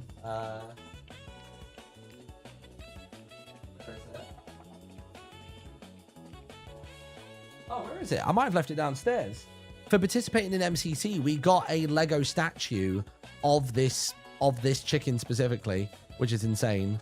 I got the crumbling. So let's see if the crumbling dies. There you go. Yeah, there it is. You got the crumbling. Nice. And then you use, I believe it was wheat to regrow them. There you go. Look, and they come back. How cool is that? And then there is this fella. Big chonk. The chonken. Let me get some seeds and you can see what he does real quick. He is massive. Look at him, dude. He has a 4-player mount on his back. 1 in the front, 3 in the back. Oh, yeah, that was it. The crumbling leaves stuff that can hurt them. Forgot about that. Also, watch this. When you just walk through anything. Oh, maybe not cacti. Maybe it's only certain block types. We'll go over to these trees. Can I jump? Oh, I can jump with it. Nice. Okay, cool. But when I was going through a woodland clearing before, I was chonking. Yeah, look, this is why we've got the float mechanic going on. I was saying it looks like a Pokemon Center from behind, which tickled me. But yeah, look at that. You just mow down anything you run through. Look at that. He's an absolute unit. And it's not just like getting rid of them. You actually get the resources as well. Like, look, you've got all of the stuff here. Very cool. Very, very cool. So yeah, that was basically what we had over at the Lego booth. So I'll be doing a little TikTok post about that soon enough, which will be nice. Looking for my pictures to see what else we got. I got a few different shots of me at the stuff. I was like, everyone's just going to do the "oh no, I'm dead" thing. I decided to go down the route where I look like the Avatar and like everything's floating around me. I got this one as well. Ollie took all of these. I got I swear there was more of shots in that, wasn't there? I got the Jesus Christ. That's a trick of shadows there. But that makes my bicep look massive. Look at it. I like fucking Popeye. Look at that bicep there. It looks weird. It's because there's a shadow. There's a shadow on the little triangle just there. That makes it look like a massive bicep. That's so funny. I love that. That's great. There were people commenting on my arms on socials and stuff and in person as well. I think it was once I put on that football jersey, I think that's when people realized that I'd been working out, which is quite funny. But yeah, so we did that. We went around that hall. And after a little while as well, they basically let people into the Minecraft hall as well. So it was just us from the Minecraft Summit initially. And then after that, then basically the entire partner party was allowed to come in and stuff like that, which was good. So that was that. Then that was kind of Thursday evening done. I'm trying to think what else we did on... Oh, no, sorry, Friday evening done. I think Friday evening we just went for drinks and hung out, and that was that, and that was chill.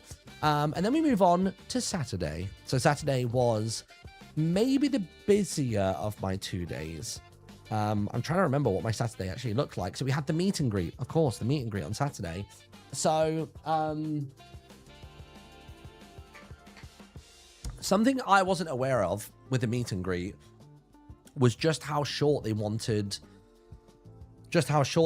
each individual meeting to be. So they were saying to us like, hey, we want your meet and greet to, so they said to me beforehand, they were like, oh, have you read through all the rules of meet and greets? I said, yes, I hadn't.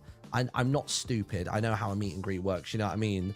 But the one piece of information that had been changed since last year was that they wanted each person to only have 30 seconds at the meet and greet. And I was like, dude, like, to say hello, ask them their name, say, you know, what would you like sign in? Shall we have a picture? And then have any time whatsoever for the actual like greet or conversational part. It just wasn't enough. So me and Ren were like, let's just do what we want and we'll see how it goes. You know what I mean? And I think it's different for us because I think a lot of other content creators, like, or in other sections of Twitch, I think people just want to come up, say, hey, I love that one thing you did, and that's that. And they'll maybe want to just like have a selfie, then off they go. But I feel like the Minecraft audience is so creative that everyone has made trinkets and posters and pictures, and they've got a million things that they want to give you and stuff like that. You know what I mean? Or I don't know. But I think in general, like having some time to say like, hey, I really like your content, it got me through a tough time, or hey, I love this one thing you did on the series, or if they've got a question for you, is nuts. Like it's, and we tried as best as we could initially to give people the time of day, as much as we could, but then the Twitch staff, well, I say Twitch staff actually, it was more the convention staff started getting on our asses a little bit about going too slow. And sometimes it was fine, it was warranted for a poke, because some people would come up and like they'd be really chatty and I didn't want to be rude and cut them off. So I need to figure out how to do that better, like how to cut people off, because as much as it's maybe being a little bit cruel to one person, it means that everybody gets that little bit more time. You know what I mean? So yeah, basically, and like some people come up and they're like, hey, like, can you sign my lanyard? Yeah, of course. Like, no worries. But then all of a sudden, they're like, oh, my 4 friends couldn't make it, can you sign these 4 pieces of things for me? I think that's maybe where it's on the audience to have a little bit more self-control with that. You should basically, my feeling on it is you should expect to get one thing signed and a picture, and then we can chat the rest of the time. That's what I think it should be, because a picture takes 2 seconds, a signature takes me and Ren a second or 2 each, and then we'd have a good 25 seconds to have some semblance of a conversation with you. You know what I mean? So I think in the future, like maybe applying a rule of like sign one thing and have a photo. You can, if you want to have numerous things signed, then you can forego the picture. Or if you don't even want to chat, you just want to squiggle and off you go. That's also great. But I think we need to like kind of figure that out. You know what I mean? We need to kind of like suss that one out. So it was interesting because I've obviously never done an official meet and greet before. I was obviously quite nervous about whether we would even fill one out. And actually, on that note, ours sold out one of the quickest. And also, there may have been one other meet and greet, but I can't remember what, if it was, or whether that was for day 1 we were the highest, and then it was beat the second day. But mine and Ren's meet and greet was one of the fastest selling, but on day 1, it was the most uses of +1s percentage wise. So out of like, you know, like say it's 100 people, I think they said it was something like a 56% usage rate of +1s.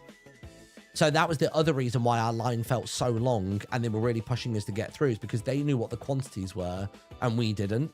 Whereas everybody else may have had a similar number of tickets gone, but they didn't also have +1s in addition to that. Because the +1s don't get, like, if you sign up and get a ticket and then you add your +1 on, that doesn't take up one of the 100 slots. It just means you have 200 people by the end of it, potentially.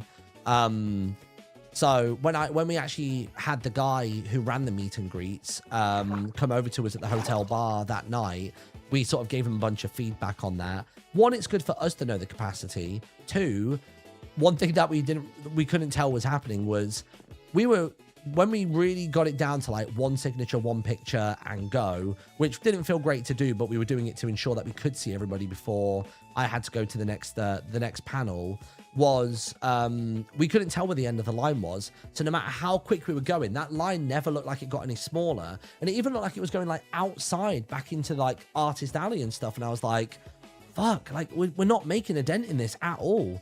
But it turns out that they had the line for the next meet and greet filtering in behind our one. And there was like a gap of maybe 2 people to ensure that there was a space. But it would have been good maybe for me and Ren to have like a staff member there with like a stick with like a line above it showing us from a distance how many people are actually left. You know what I mean? It was a tricky one. But a sign showing where the gap was would have helped us, because me and Ren, I think for the last half of the meet and greet, maybe the last third, we're really panicked. Sorry. As we're talking about this, I was thinking about one interaction we had, and it's already getting my eyes going. There was one person who really caught us off guard during the meet and greet, and this isn't a negative, by the way. If you're watching, you were very sweet and very sincere, and I felt like we were able to give you some advice that helped, but fucking hell. There was one person who came up and said that they'd had a really tough year, like really fucking tough. So tough where like they may not have been around anymore. And there was just a moment where they were telling us this, and their voice went, and like their voice broke, you know what I mean? Like how my voice is going now. And they were like, watching yours and Ren's videos, he was like, you guys would like, no exaggeration, like the only reason I got out of bed some mornings. And I was like, fuck me. Like it's like, I don't mind that, you know what I mean? I don't see that as trauma dumping or whatever. Like that's the whole point of a meet and greet, is to meet people and find out, you know, what your content means to them. But it really took me aback. And I think Ren was really quite shell shocked. I don't know if Ren's had that before. I've had it once or twice before, but I don't know if Ren's had that before. So I had to jump in, and I gave my advice from the from Hermit's Q&A. I don't know if it was this year or last year, from the Seattle fundraiser, where I basically said, like, you know, apply the rule of 7. When stuff's hard, try and figure out how finite it is. Like, is this going to matter to you in 7 minutes? Is it going to matter in 7 hours, 7 days, 7 weeks, 7 years? Like, can you imagine where the end point is? And as soon as you can, then that can help alleviate some stress or some pressures in moments of things. So I was able to kind of coin that and give some advice back. But yeah, fucking hell. But yeah, just as I was talking about rushing and panicking, I think I was on a higher alert when that person came up and they shared that. And that's why it got me while I was talking about the queue stuff. So I wasn't crying about the queues being long. It was just that particular interaction entered my head again. But it was very sweet. They were super sincere. And yeah, fuck me. It's just one of those things where, like, it's not the intended. I mean, don't get me wrong. I guess intended makes it sound like I'm not refusing to be that comfort for people, but it's when you start content creation, you don't go in thinking like, I'm gonna save lives. You know what I mean? But to hear that it helps in that way, like is a very, very happy byproduct to know that we've gotten people through times like that. And I had varying degrees of that kind of information over the weekend from people. Some people, it was just, you got me through exam period. Some people were like, oh, you know, watching your stuff helped me reconnect with my siblings or whatever else like that. But then to hear something that dark or that extreme, and knowing that somehow it was still a light in that space, it was, it's really sweet. It's really lovely, and it's why I come to conventions, because it puts more fuel in the tank and makes me want to stay authentic and stay focused on how I present myself and how I make content, because it's clearly important. You know what I mean? But yeah, but the meet and greet went really well. I've got so much stuff from the meet and greet. I can show you. I've got a random fucking potato, a little nugget thing, which I'm going to give to the girls. They'll love that. But I use this bag to transport lots of stuff home. I won't show the back of this, but somebody did this really sick like landscape shot, which is good. What else have we got? We've got a little doodle of Alistar. But yes, we got that. Starlights. By the way, chat, first thing Starlight says to me, Starlights was very upset that I'd bested them on Portal's speedrun thing. that's the first thing Starlight said to me when they walked up. They were like, look, I'm happy for you and all, but you knocked me down to 6th. It was the first thing that Starlight said to me. It was so funny. What else have I got? In fact, there's actually not that much of the stuff in this bag. What else have I got? Oh, and that same doodle from a second ago, actually, we got key rings and stickers of that Alistar as well. I wanted a picture of me picking a fight with you. Nice, nice. What else have we got? I got so many wristbands, dude. I tell you what, chat, give me a second. I need to go get tissues. My nose is so runny after that little blubber. Ooh, what was that? Oh, it's my nameplate. It's gone. Right, give me a second.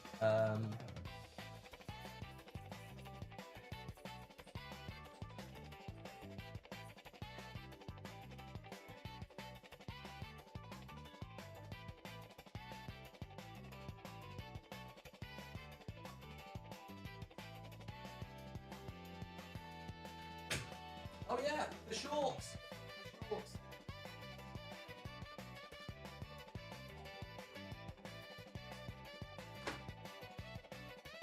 Oh my word.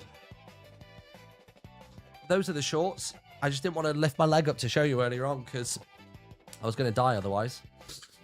Gosh. Oh, gosh. All right, I'm good. I'm back. Yeah, what else have I got in my little gifts and trinkets bag? We've got some stuff actually I got from the summit, some stuff I got from people, and some stuff I got from friends, like the official Cherry Fire Alistar keychain, which is pretty sick. What else is in this bag? Oh, I got one of these as well, and I had one to pass along too. It was like this key ring that has like moving parts inside of it. How sick's that? A little bit of dice, a little bit of a Power Creations vibe to it. I think these I got from the Creator Summit. So I got a Wind Charge pin badge. There was one from the Tiny Takeover. There was also one from the Mounts of Mayhem as well, which was good. Loads and loads of wristbands. You'll have seen my arm decorated in these over the weekend. I brought them back because I knew the girls would love them as well. We've got teeny tiny Lego man, Lego me, which is cool. He's just chilling. What else have I got? I think the other stuff is in my other bag, which is literally just there. So give me a sec. And also, I will say the vast majority of my stuff is with Ren. So, because that was one of the annoying things where they were pushing and rushing us to get through the meet and greet. They thought they were being helpful, but it wasn't helpful. Because where people were giving things for me specifically and for Ren specifically, they wanted to clear the table so that we wouldn't have to be doing that after the end of the meet and greet. So I think what they were doing is they were trying to give us more time to overrun a little bit, but to make sure the space was clear. But they got all of mine and Ren's stuff and scooped it into one box. And I was like, oh, bro, why have you done that?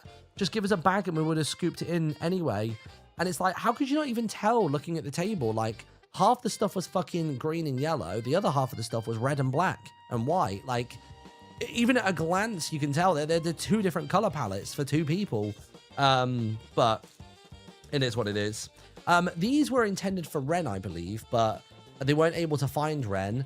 So I got them instead. I mean, I'm on them, which is great. So we got that bad boy just there. Jesus, Xanox. Thank you for the 10 gifted, dude. Congratulations. Let's get some name shout outs. Congratulations to Nick. We got Glamrock Shani. Piamp OFC. We got Astashi. Hello to Gilded Serpents. Lovers Rock. We got Sumi MP3. Tis Freya. Asteroid BS35. And also Joby Dina. Very good. Now this one, I don't remember what this is from. I think it's me. I'm pretty sure it's me. But I don't know what it's meant to be from. Because the end of the banner isn't in tatters. Oh no! You've just said vampires and it's just clicked. This is the resistance, isn't it? It's the militia flag. Yeah, that now makes sense. I don't know why I struggled to put 2 and 2 together. Look, here you go. If you ever want to hit somebody that's in the accessibility row, you can use that. That's very good. I need to give you context on that. I can't just say that. Let me give you the context on this one, chat. For context, during MCC, these were sulfur cubes, which is a story we can say for later on, but fuck it, we'll do it now. But we got these sulfur cubes that were given to us, and they were being thrown out into the crowd and stuff like that. They stink, do they? Mine aren't too bad, actually. Mine are all right. But Lizzie, bless her heart, she was throwing them out towards the crowd from her seat. And it went like this. Where is it? Trying to find it. Let me pause that music for a second. Where's the Lizzie clip? Here we go. This is the one. Let me go full screen with this. That giant screen above us. Oh my god. Oh my god, I hit fucking... Oh my god. I'm sorry, I swore. I'm so sorry, I swore.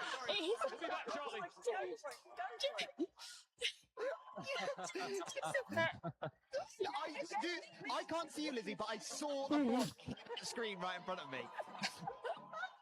Lizzie And it just hit hit someone. No, what? Hit.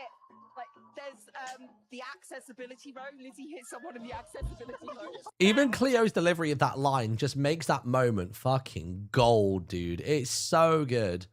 It's, you know what? I'm actually going to add it to my like June collection. How do I add it to there? June. There you go. That is one of the first videos in June 2026. So we'll forget about this now, and we will remember it again, like in bloody in 6 months from now when we do our end of year TikTok review. Goodness me. Unless you never got invited again, can you imagine? Let me just push these. I don't remember how I had this name tag on earlier on. A bit like that. Yeah, that looks about right. All right, nice. What else is in here? I won't go through everything I got because genuinely about, I would say a good 90% of stuff I got at the meet and greet is with Ren, and he's going to mail it to me in the coming days. I got a few EFOs as well, like either Lego ones or like, you know, the silly EFO statue. I got this, which I think a lot of the cast members will agree is one of the coolest things we received this trip. So this is a Red Kingdom book that is also a Blue Kingdom book. So if you take a look inside of this, so you've got this like this, right? And you're going through, and I believe this is all artwork from the same person as well. So you've got like, you know, you've got Katie and Forsey, and you're going through and you've got like full character spreads, but then there's just like random like comic strip pages and stuff like that. It's fantastic. I think one of my favorite shots is the one of Gracie, which I think is one of the centerfold ones. We've even got cameos as well. We've got Avid and Ollie just like chilling in there. What else we got? Oh, this one's really nice. Oh, is that the centerpiece? That's so smart as a centerpiece. Having two on a bird's wire, having both Nom and Katie there is so clever. And then basically, like, you then scroll and suddenly you're like, oh, I actually have to read it the other way around because it's the Blue Kingdom stuff. But look at that. Look at Gracie. Crazy. Gracie had such a sick character design. We were talking about this at the airport, actually. We were talking about how... Oh, Shan's in here as well. Shandrea is so cool, by the way. Me and Shan had this ongoing bit that we kept following one another, or more so that she was following me and that she's got a tracker on me. And she's like, I was like, man, I can't find the tracker. I don't know where you put it on me. And she's like, well, you're never going to find out. You're never going to know. So that was a very funny... that was a funny bit we had going the whole time, which was enjoyable. I don't think it was the first time I met Shan. It may have been, but I don't think it was. You did that to me. Yeah, so when I saw Portal at the airport, I literally saw him as I came through security, and he was literally beginning to line up for passport control to get through to departures. And he was like, are you following me? And I was like, bro, I know you're metagaming right now. You followed me and gone slightly ahead of me, just so then you can turn around and gaslight me and say that I'm the one following you. I was like, it's clever. I'll give you that. That's smart. It's a pretty smart move. But I'm not falling for your tricks. I'm not falling for it. But yeah, so that was good. But yeah, so that was some of the stuff from the meet and greet. And then, of course, in the meet and greet, the people in the know had forgotten. So my meet and greet went directly back onto the Glitch Theatre stage piece, which was the Shut Up I'm Talking podcast. So Tommy wasn't at the event, Jack was there, and basically he was going to have like 4 or 5 guests come on to tell their worst thing that happened this week. And I told Jack, I've got a meet and greet before it, but I'm so down. I'd be up for being one of the later guests on it. So even if I overrun on my meet and greet, I can come over there. And he was like, yeah, no worries. And then when I came off my meet and greet, I had all these missed calls from him and like production teams and stuff like that. And I was like, I told you guys this. Like, and also I'm right here. Like literally the whole time I'm doing the meet and greet, I can literally see Jack sat on a sofa talking to the crowd and talking to like, I think it was Hannah Rose he was talking to first. So yeah, I don't know how that miscommunication happened, but he was like, it was all good. But I got up on stage and told the ghost story, which have I told the ghost story on stream yet or no? I don't know if I have. Let me show you. So do you remember how last week I discovered the new double binder of Pokemon cards? Basically, there was a new addition to this. Oh gosh, I really hope I've got it. Where would it be? Where would I put the Pokemon card? Let me see if I can find it real quick. Hold on. It might be in here. I'll be so sad if I've left it at like the hotel or something. But I don't think I would have done. I was pretty thorough when I checked out. But I don't think I would have put it in my suitcase either, is the thing.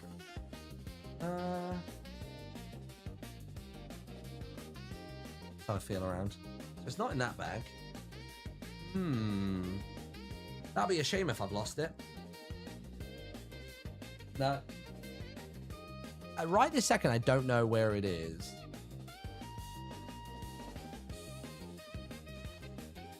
Is it in here? Yeah, I genuinely don't know where it is. I won't stress about it for now. But I can show you pictures from it anyway.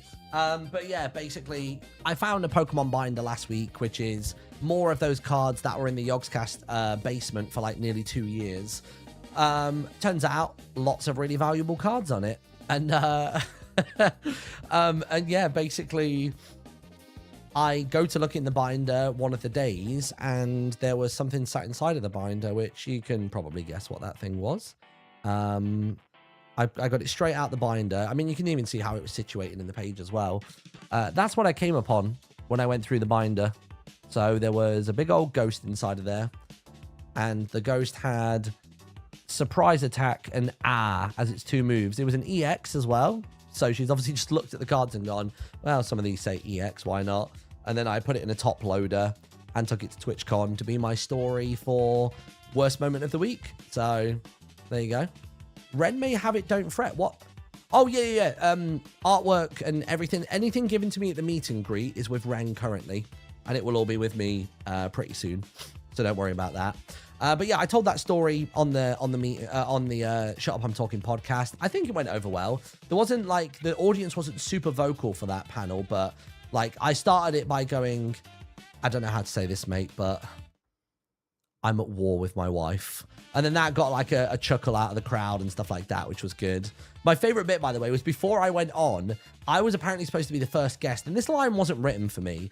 But the first Tommy video clip of him like FaceTiming in was him calling the guest that was on at that moment a pervert. And you just saw Hannah Rose as like, you know what I mean? Like deer in the headlights. And Jack was like, well, you got anything to say for yourself? And she was just like, I'm not a pervert. And that was it. That was all the, there was like, it was just so funny. I think Hannah is just so like, I don't know, taken aback by any like risque comedy and stuff like that. Even to the extent of, we were talking, I don't even know how. I think we were talking about like something to do with politics at the Minecraft Summit. And it was me, I think Ollie, Hannah Rose, and maybe Shelby or something like that. And I was saying that on stream the other day, I had that moment where I learned from chat that like, or you learned from me, I guess, through stream, that I know what each of the political parties does, but I don't know what's far left, what's far right, and what's, you know what I mean? Like all that sort of stuff.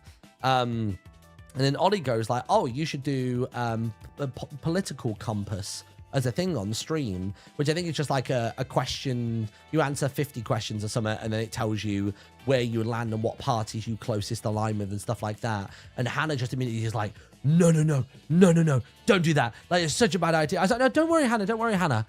I'll tell them it was your idea. Just like, no. And like everyone starts looking around. She's like, I don't think she gets my sarcasm, at least, because I think I can say it with a straight face. But she looked like she just about shit herself when I said that. Like, it just turned it on her. But it was just very funny. I was like, don't worry, you'll get full credit for it, dude. Like, you're good. But yeah, it's just funny. It is very funny. So yeah, did the Shut Up I'm Talking podcast. Then I went around Artist Alley, which is where I can finally show off my shirt. So a friend of mine, a mutual with old Minnie Mooka, is a lady called Beth, and she goes by Beth Oodle on social. So if you go to tiktok.com and do Beth Oodle, BETHOODLE, that apparently doesn't exist. Have I missed out a letter there? Let me put in the word Beth. Let me put in Beth Doodle and see if it comes up. I could have sworn it was Beth Oodle. Am I going mad? Beth Oodle. Yeah. I must have spelled it wrong. Unless it's like, maybe that's a lowercase, or maybe it's an uppercase I or something. But yeah, this is Beth. And Beth makes sick stuff. Beth makes like commissioned like full art cards for Pokemon, which is pretty sick. She's been doing binders as well, which is mad. She had her first stint on Artist Alley back in Amsterdam.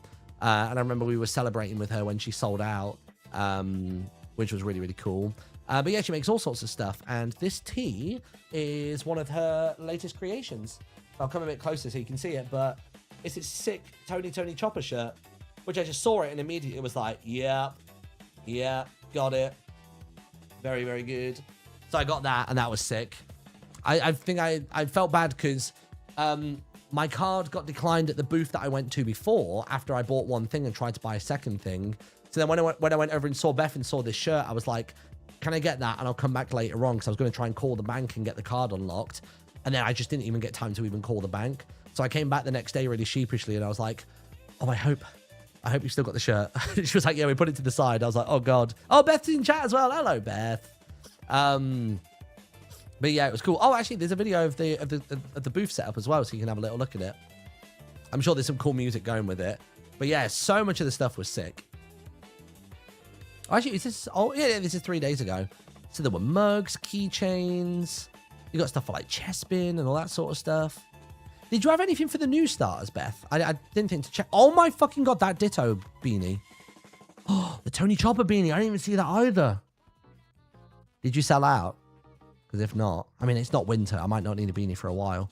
You did sell out. Ah, shit. Maybe there'll be a restock one day. I didn't even see those. I really like both those beanies. Do you want them? I can send them. I do.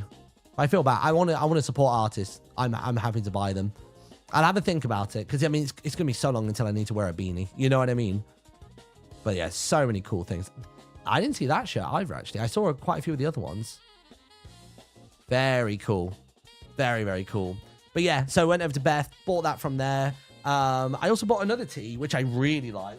And this booth that I went to, I think they were a bit taken aback that I'd come over to their booth. I think they were a bit surprised. What's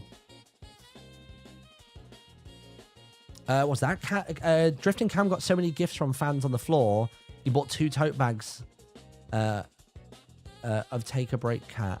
It was nice chatting with you. Ah, that's sweet. It's nice seeing people in chat that have been to the booth as well. Sorry if it seemed really out of it. My back was killing me. Oh, dude, I can't even imagine trying to haul all that around and set up a booth and everything. It's just crazy.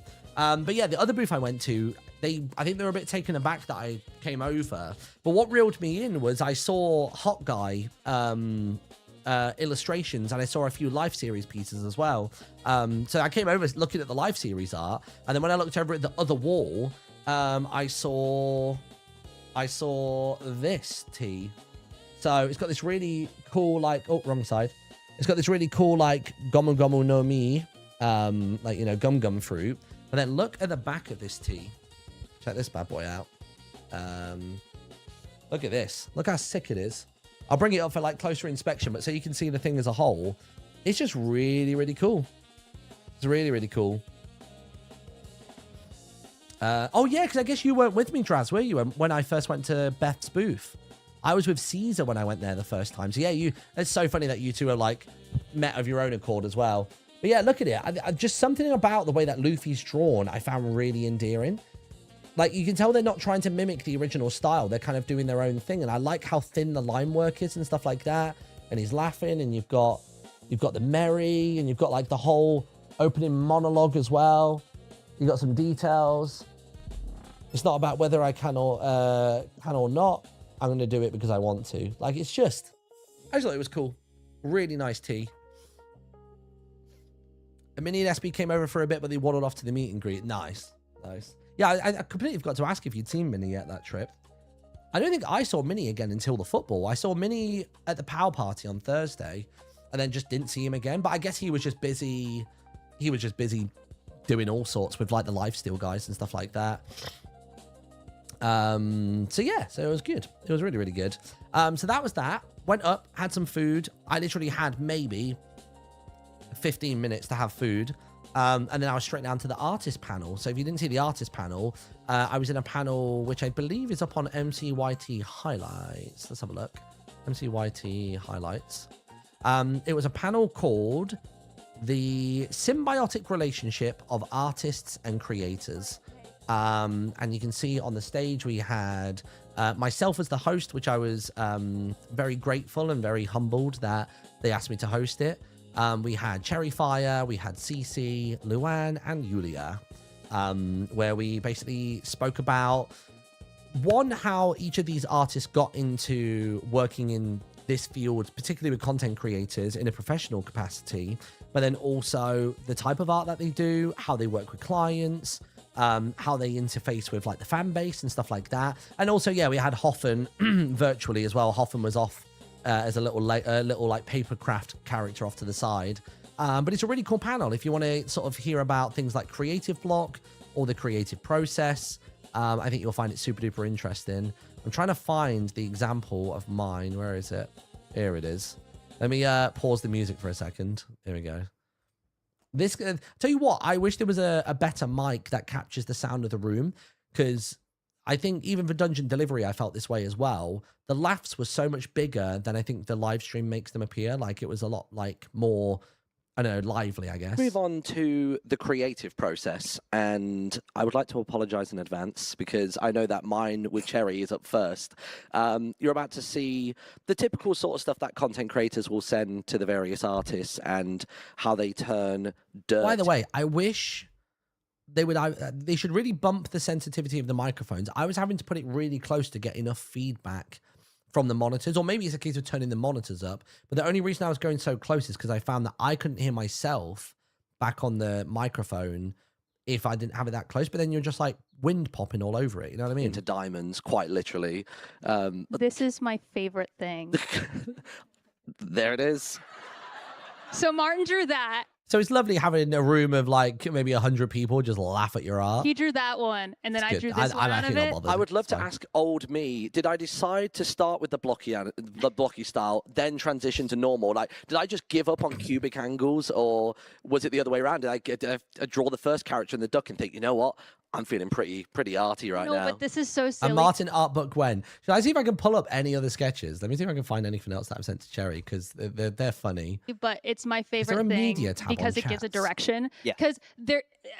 It's been you a said while since something I've had a earlier Cherry about loving thumbnail. like creative freedom about it, and that's I love. Or at least when I say that, it's been a while since I've had a Cherry thumbnail where I've sent like the sketch or the idea. I often now just tell her what happened in the episode, And that's that. Creative freedom, but sometimes there's too much freedom, where I have no There's idea. a balance. There's a There's balance. a good balance. Yeah. And Maybe I'll find a way of like collating them in the future so I can like show you them all, because I think that would be really funny.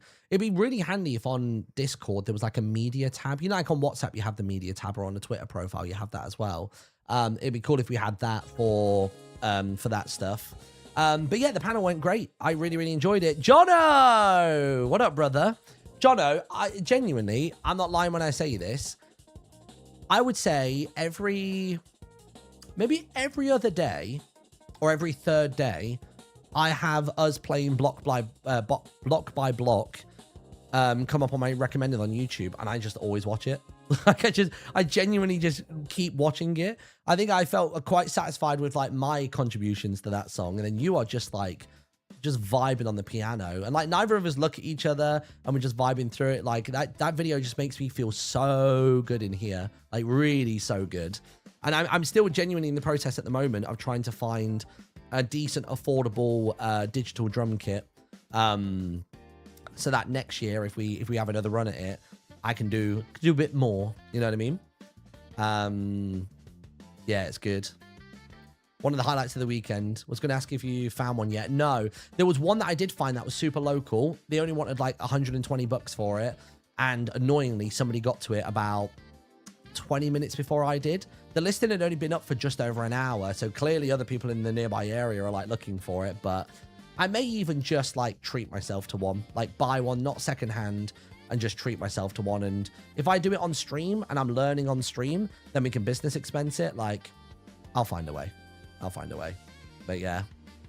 But yeah, what was I saying? Oh, artist panel. Yeah, so we were doing the artist panel and going through and just looking at a bunch of stuff from the panel, which was really fun. So looking at the way that, like, you know, Scar's sketch. I mean, genuinely, Scar's sketch of that really, really reminds me of the sketch that I saw of an AT-AT when I went to the Mopop Museum in Seattle. So from the literal Star Wars movies, it's really cool.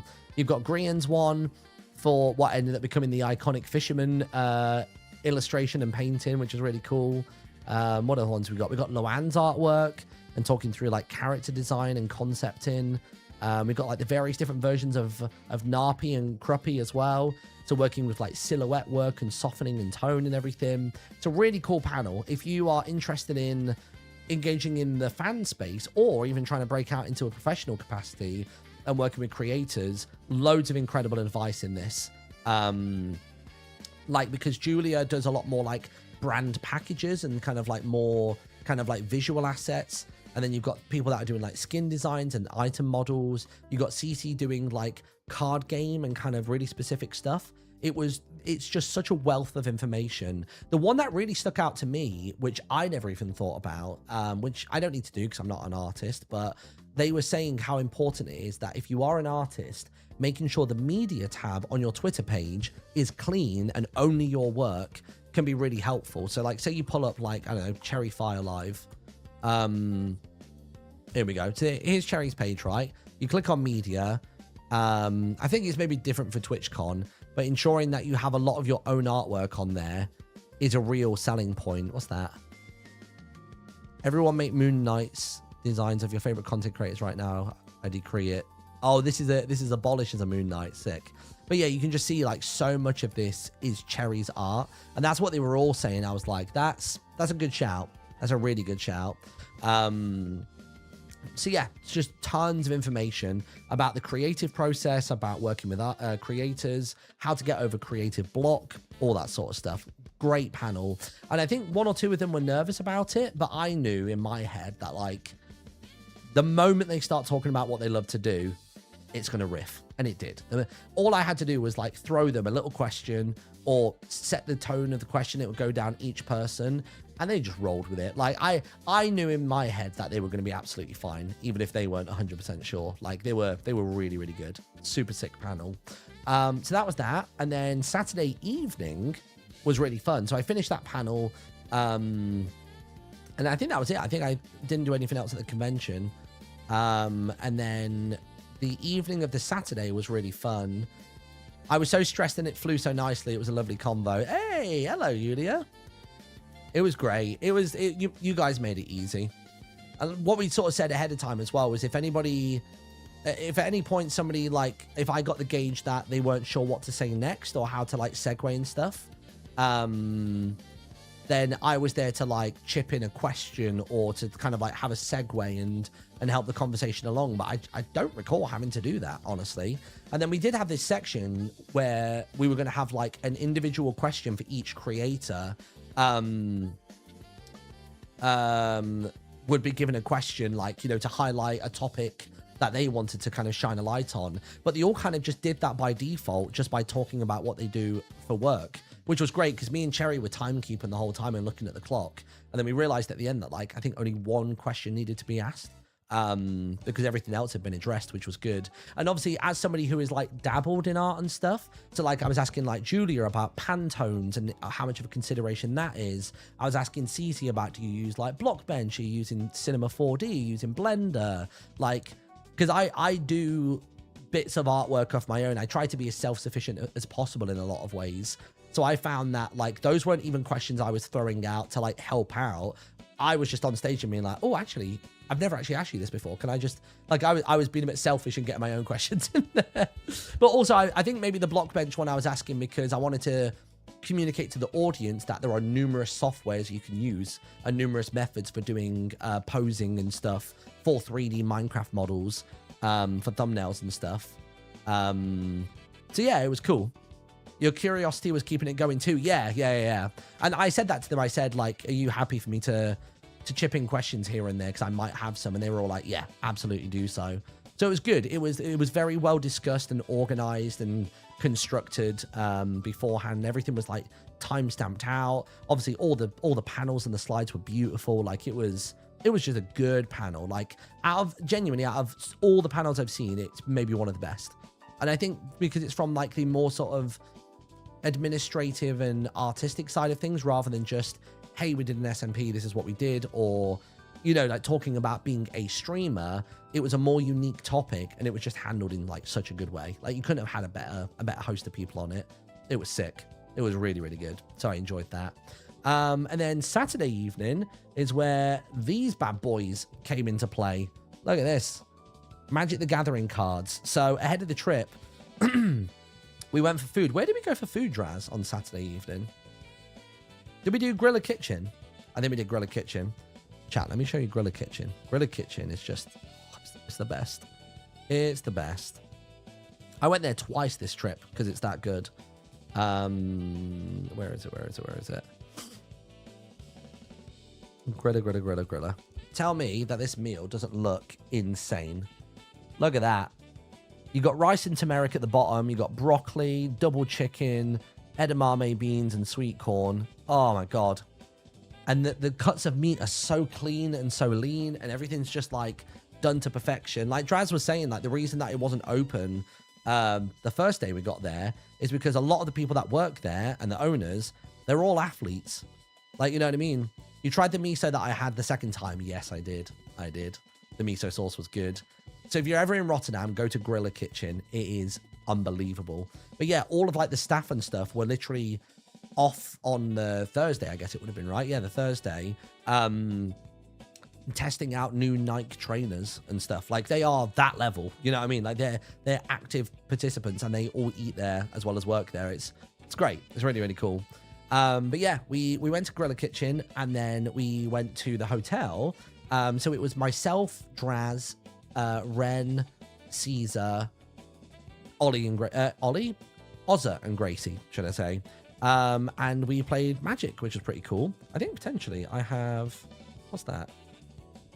Oh, I don't know what that is. I wonder if I've actually got my deck that I can show you. But what we did was we basically pulled, it was like 6 or 7 packs. They were all Strixhaven, and then there were a few Lorwyn Eclipsed lobbed in there for good measure as well. And basically, you open all the booster packs, and you figure out how many cards you have to make a reasonable deck, which is pretty cool. So that's what we did, and we just basically played some games, and it was really fun. I only got to play 1 game in the end. That was the only thing I managed to do. Because we ended up having the guy who ran the meet and greets came over and chatted to me and Ren, but also our game just happened to take a long time. anyway. So I think everybody else got to play each other once, and then they swapped and they did winner versus winner, loser versus loser, I think. But we only got to play the one game because we ended up chit-chatting with the Twitch guy. But that was really cool. It was a really, really nice Saturday night. Who won? Ren won in the end, and I can't believe he won, right? So if I remember correctly, we had 20 life, and at one point, not even that far into the game, but pretty early on, Ren went down to 4 HP, and I still had my full 20. And somehow, he did 11 damage in one turn, which brought me down to 9, so it was 9-4. Then he managed to regain some health, which bumped him back up to like 8, so it was like 9-8. And then by the end, he'd taken me out. It was a really good game. There were lots of crazy mechanics going on in it. But I think I enjoy playing Magic in that capacity. I don't think I ever want to sit down and like build decks of my own and stuff like that. I just really quite enjoy. We all put money in a pot to buy the cards. You open up what you've got and you just play with what you've got. Because then you're not like, oh God, like maybe I should swap out this card for that card. You can only play with what you're given. So I think that takes a lot of the choice paralysis away from me. But it was cool. It was really, really cool. So we did that on Saturday evening. And then we rolled on to Sunday. And Sunday was a slower start for me. Because first thing I wanted to do was get back down to Artist Alley, which I did. So as soon as I got to the venue, I went straight down to see Beth to pick up this shirt, to pick up this bad boy.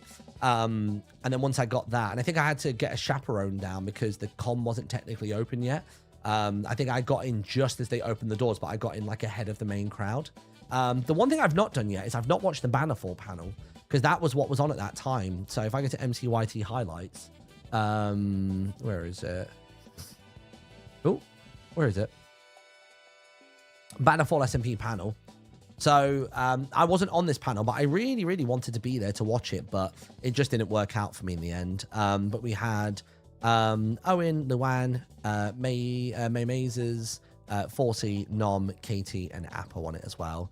So I would love to watch this. I'm even tempted to, like, do we just watch it at some point this week? Like, do we just sit here and watch the panel? I can react to stuff and chip in, like, things I might have said in the panel or, like, other little behind-the-scenes tidbits.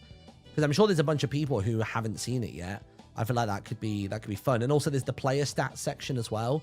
I think that would be fun to look through. So let's do it. We'll do that at some point this week. But I was really gutted to have missed that panel. And also, at the end of the panel, there was a little something. So this was the end of the Bannerfall panel. That's all we have time for today. I don't think we have anything else to show. Yeah, I mean, we just did a medieval theme, and what was us? What was us? Oh, there is a slide here. Oh, crazy. Hold up then. Fancy music. What's all this?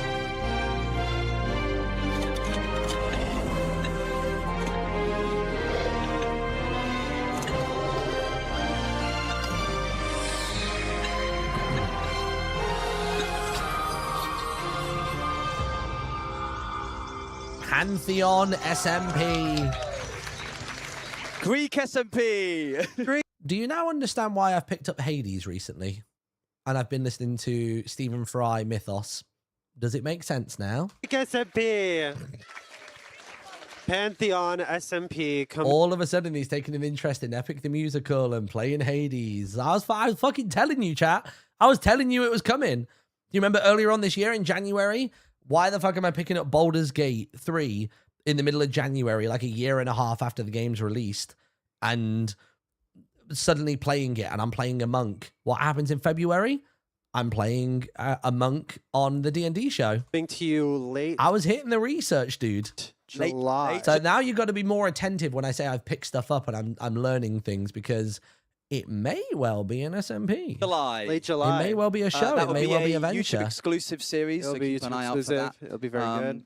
I've done that a lot over the years. I've done that a lot where I've like chipped in little things to see whether chat knows about it, or I'll just straight up say things. It's a bit like Apo saying, what SMP were we on when they said it? Was it Rats? It might have been Rats too. And Apo was like, oh, like maybe I can turn you into a vampire. And then we did Vampire SMP, like, you know, Crimson SMP was already in the pipeline and stuff like that. Oh, no, Cowboys. That was it. Yeah, Cowboys. So during Cowboys, Apple was like, oh, what if I make you into a vampire? So it's been good. It's been really, really good. So I can confirm I'm in Pantheon SMP. I think that information is all out and about because I think people are already guessing who's going to be which gods. Well, I say they're not going to be gods. We're going to be champions of the gods. I want to see if I can show you a screenshot of my reaction to seeing my... so the line art for my announcement image has been done, and it needs to be colored and everything. Let me see if I can do this. Here we go. This shouldn't spoil anything. Oh, I've even got streamer mode on as well. I don't think you're ready for my character chat, or at least the character art. I don't know how I'm going to embody this. But Appo was like, thoughts? Any wanted tweaks? But yeah, could you make him sexier? /JK, how is he so hot? My announcement image art chat, he is hot as fuck. He's so fucking hot. I genuinely don't think you're ready for it. Oh my god, yeah, I've shown Portal it. I showed Portal it at the airport last night. You're right, yeah, I did. Portal can actually testify. I think maybe Draz can as well, actually. Draz can probably confirm. It is... I'm actually going to tab out of that chat so I don't accidentally leak it by, like, doing Alt-Tab or something. But yeah, it is bonkers.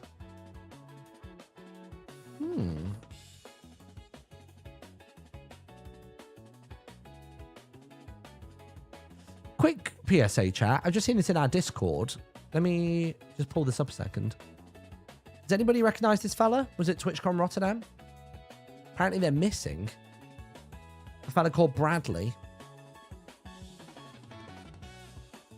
So it has like literally like ponytail hair. Due to fly home Manchester on Monday morning. So if anybody has any info on that, those are the places to contact. But yeah, I just, you know, we've got like 400 people here who were at TwitchCon. So I just saw that in our general chat just then. So yeah, if anybody's spotted them, then yeah, definitely contact the right people. I can't say that I'd seen him. So yeah, damn. Hope he's okay. But yeah, dude. Pantheon SMP should be good. I know that they've already addressed it, but there are people that have got like worries and apprehensions about how the gods are going to be represented in the SMP and this, that, and the other. So if you've got any worries or queries or questions about it, then feel free to message Owen and Appo or just at the main POW Creations Twitter account. But I think they've already kind of like, you know, sort of like quelled. Is that the right word to use? Quelled the worries. I don't know if that sounds right, but basically they've already put people's minds at ease that we're not playing the gods, we are merely champions of them, and all that sort of stuff. So yeah, Owen's honeymoon was his research. Yep. So yeah, that was his. That's what they did for that. I'm currently listening through Mythos from Stephen Fry just because I had it on Audible. I got it for free ages ago. So I'm listening through that. I basically want to understand my chosen god really well as much as I can, and then I want to have a nice baseline level knowledge of all of the other gods as well. Percy Jackson is required reading. Percy Jackson. How many books? How many books are there of Percy Jackson? Bro, there's 7 books. God damn. How long are they though? Wait. The wider universe goes out to 25 bucks. Bloody hell. Maybe I need to watch like a video essay. A video essay might be good. A video essay, a musical, a few things would be good. If there's a Disney Plus show, that might be good as well. I don't need to be an expert on the topic, but I'd like to know bits and pieces. You know what I mean? Because I get the impression that we're supposed to be of a time that we know what these gods are. So if somebody name drops a god, I want to at least in character be familiar with them. Even if I only know like 2 bullet points, and they could be propaganda bullet points. They could be like not what that god's about at all. And then their champion can, you know what I mean? Like fight their case and like, you know, sort of correct me and stuff like that. But yeah, I don't know how to play my character because he looks like that. I don't think I can be my usual silly, goofy self. So I don't know whether I go more serious or what. I don't know. I think the thing we need to establish is how role plays the series going to be, because I'm pretty certain it's already confirmed that it is the entire Vampires cast coming back, bar Avid. So yeah, so that is, it's a lot of us. It's a lot of us. Go pure himbo. What does that mean? How do you go himbo? Go full Johnny Bravo? What, just be a misogynist for the whole thing? But yeah, there's so many people on socials like trying to guess what hero, what god people are going to be the champion of. So place your bets now. Who am I going to be? Who am I going to be? Hedge your bets. Make your guesses. We need to blast through the stories, by the way, because I have just realized it's already 6:30. Girls' bedtime is like 7, basically. So we've got half an hour left of the stream. I didn't realize this would be a full stream, but apparently it will be. So we had that. Aphrodite, I see coming up a lot. Interesting. Hermes, I think, has been the obvious one, because I'm always a very swift, fast, mobile kind of character, right? Like, I like having mobility in my characters. Dionysus, is Dionysus the lord, like the god of drink? Bear in mind, my only exposure, most of my exposure to it has been playing Hermes recently. Hermes because of mischief. Yeah, the wine god. That's it. Yeah. Nice. Okay, yeah. So, couldn't catch Bannerfall SMP panel, and then we had the dungeon delivery panel, which was in the same room immediately after it. And it was really fun. It was really, really good. So we absolutely nailed the timing of this show. So it was obviously Gracie, Ozza, Ollie, myself, and Lizzie doing dungeon delivery. So we had, like, you know, panels of each person's character to introduce ourselves. And the premise is that we were delivering to Twitchcon, which was very clever on their part. So this was mostly constructed by, I think, if I'm not mistaken, I think Ollie wrote the story, Ozza refined it, and then Ollie made all the panels for it. And it was great. It was really good. We had Yeazer appear, obviously, because Gracie was with us. And then we had... I'm not going to say any more than that. I think you should just go and watch it. What I will say is that once Twitch send us the local recording of it, I think we're going to try and soundtrack it a bit more. And I think Gracie got a couple of shots of the D20 rolls as well, so we can add those into the mix and have like a scored, refined version of it. I don't think we'll cut anything out. It would just be simply running music underneath it to emphasize everything. So yeah, it was really cool. Really cool panel. We finished with like 5 minutes to spare, which was great. And then we were able to get a couple of Q&A questions in as well, which was lovely. We saw some people cosplaying in the crowd. And I won't tell you what the reveal at the end was, but failing that... So the premise of it was that we had to deliver something to the Nom Nom Theatre, but we couldn't open the manifest until we even got in the Nom Nom Theatre. And failing what we did with it, we were gonna, because of these things that everybody had from the Minecraft hall, I was gonna look out into the crowd and just say it was someone's name and we would deliver to them. But the thing we did instead was really funny. Don't say what it is in chat, don't spoil it. But yeah, good panel, good times, very fun. And then we ran straight from there, straight over to the Rivals stage. I literally had to just grab like a chicken burger and just carry it down with me to the Rivals hall for MC Championship. So yeah, we had MCC. I was on team Aqua Axolotls, and it was myself, Eloise, Nom, and Cam. That was our team. Obviously, Cam's been doing a bunch of you know, training with plobbies and stuff like that. And my God, did that pay off? It was really, really good. I was quite chuffed with our little like team intro thing, which was fun. The only thing that we had though is I think it got a bit confused. These, by the way, I didn't know Frog was up there. I had no idea Frog was up on a big jumbotron. It's hilarious. But our team's walkout didn't go. I thought we were going to walk down 2 by 2. So I thought it was going to be me and you can see Nom actually being like, oh fuck, I'm too far away from Martyn. You can already see in his face, he's like, oh, I'm going to catch up. But it was supposed to be, by the way, that walkway was so long. We realized after the fact, the funnier bit would have been to go down that walkway and then do like an end of catwalk kind of pose, because when are we going to have a runway ever again? But yeah, basically we did that, and the idea was supposed to be that Red Kingdom and Blue Kingdom are always scrapping. And I was really genuinely trying to get to Nom there. Like, I was really pulling, and I went off the wrong way of the stage because I knew our thing was that way. And that's when you see Cam here being like, no, we got to go this way. It actually looks less awkward there. It looks like it was an intentional scoop around, but I genuinely just forgot which way to go. But look, it's quite like a nice rounded loop. I get off the stage 1 foot.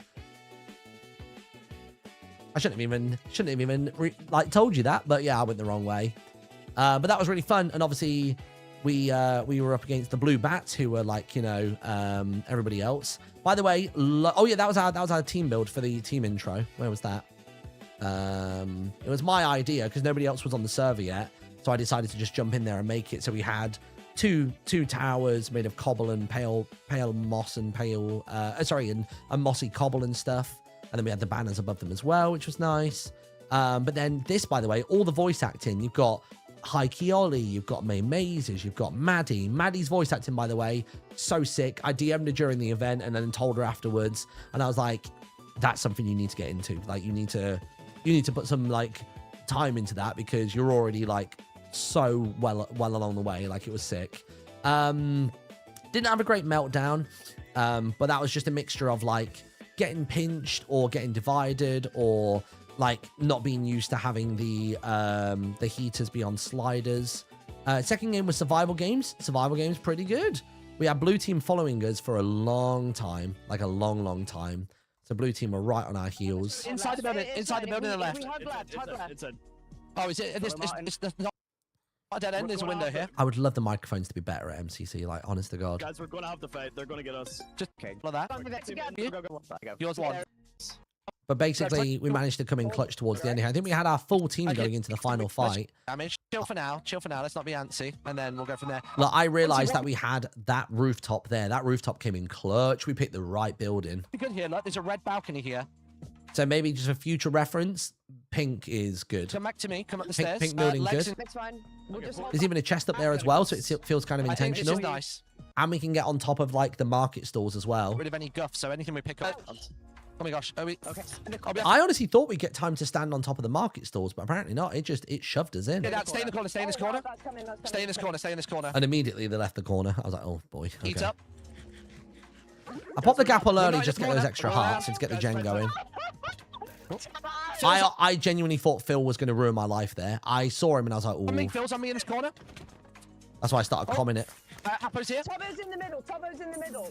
We're just holding back, letting them fight one another, cleaning up. Pop that potion that way.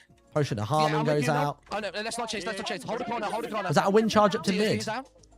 Okay. You guys are doing great. They're picking each other off. Yeah. Let's go. Let's go. Push this. Push this. Go. Come in. Go. They're both low.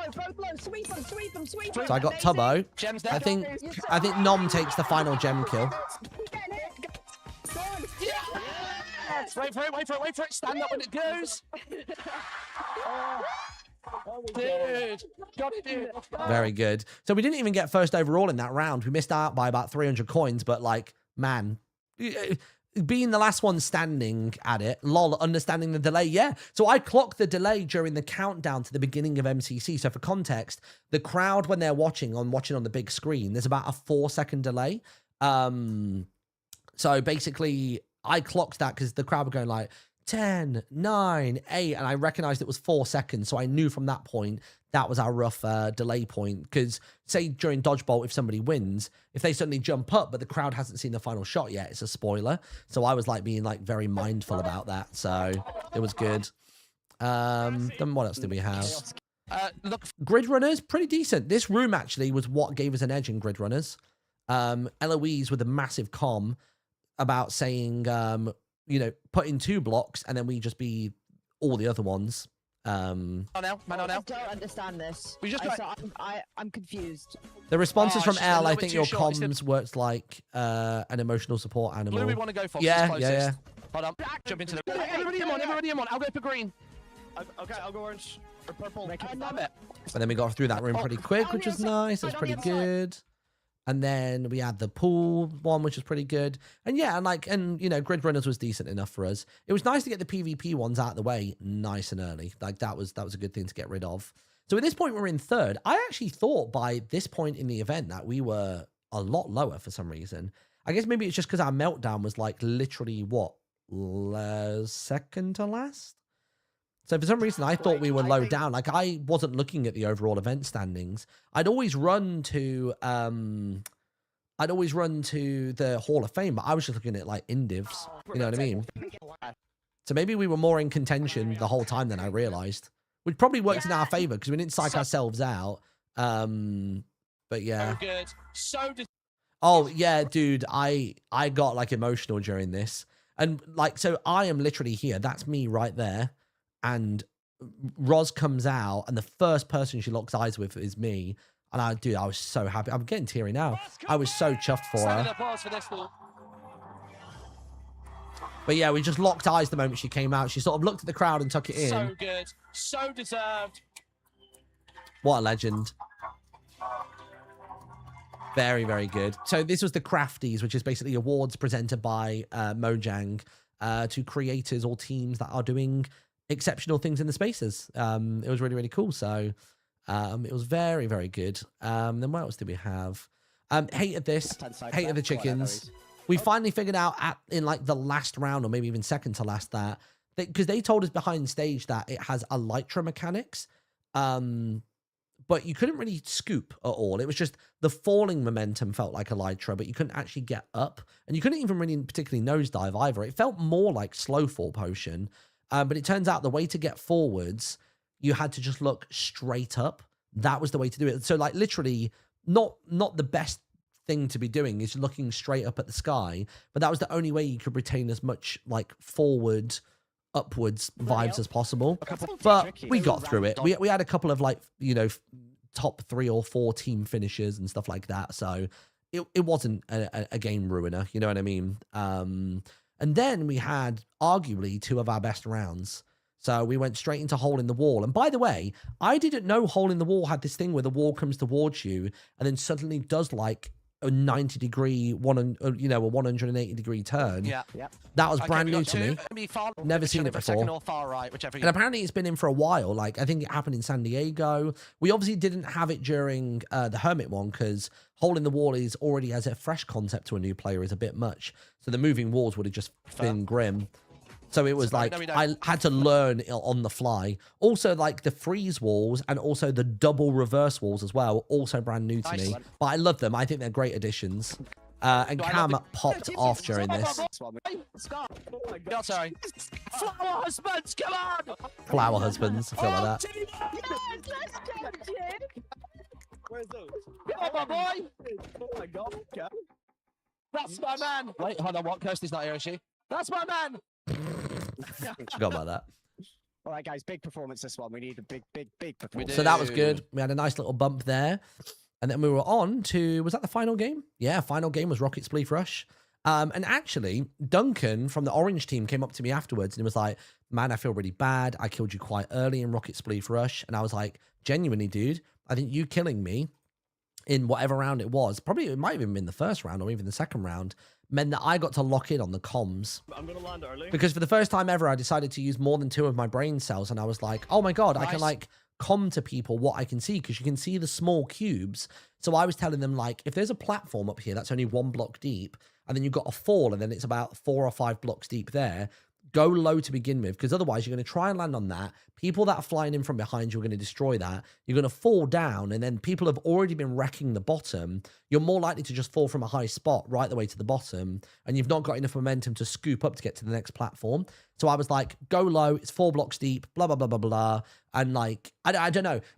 It felt good to me, and Eloise seemed to be saying that the comms were really good, and chat seemed to have that same feeling as well. So I wonder if this would be like an example of how to nicely comm Rocket Spleef Rush in the future. Cam was incredible at doing the countdowns for when the updrafts were going to run out. He would see the notification and he would go 10, 9, 8, all the while like trying to do his thing. Closest one here, platform, and get your updraft, get your boost up. So let purple take that. Yeah, sick. Don't get... That's what I'm talking about! Dude! We were so hyped. It's been Your team was so powerful this MCC. So what I need to do actually is we need to figure this out.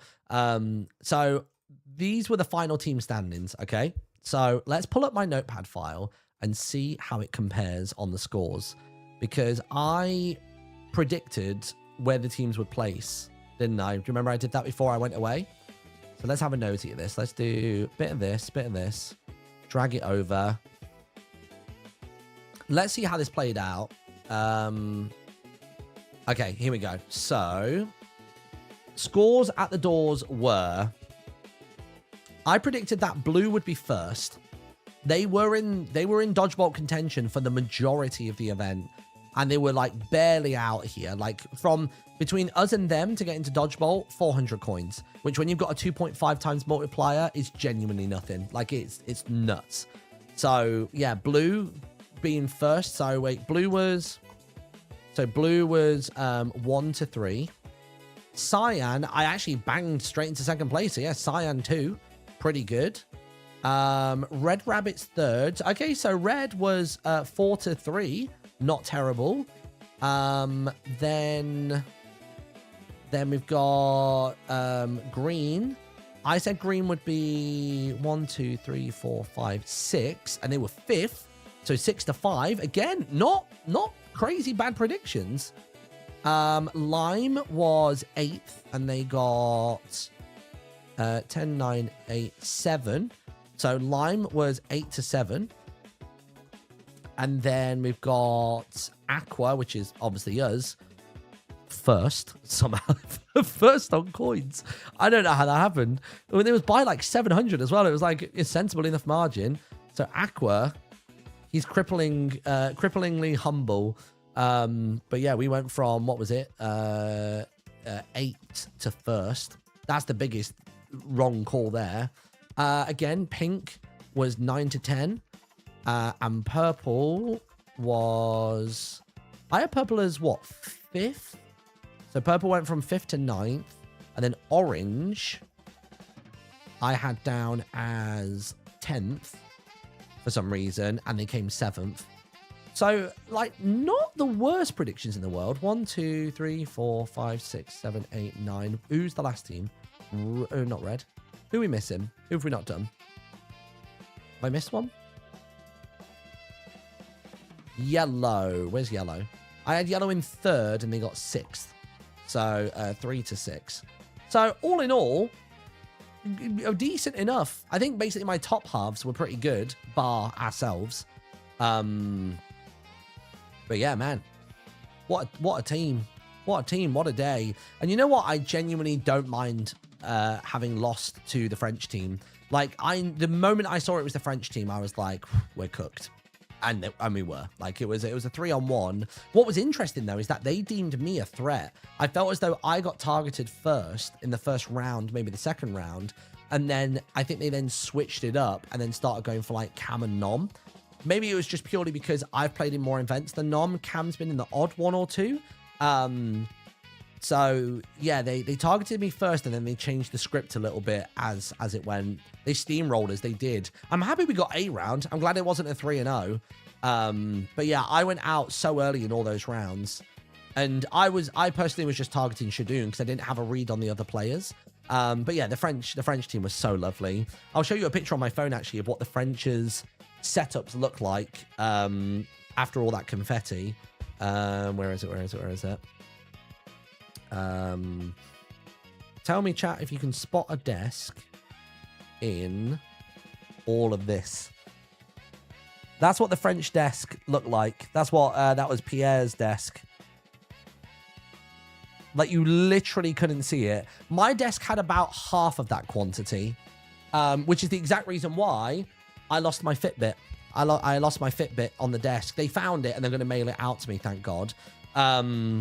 But I think because the desk was so covered in it, like, I clearly decided that my Fitbit was going to be a problem for me in dodgeball, so I took it off, even though that's not my mouse aiming hand, that's my keyboard hand. I was clearly just nervous. I was nervous going into dodgeball. But yeah, I'm more than happy that they won. Like, I don't think winning would have felt any different to not, if that makes sense.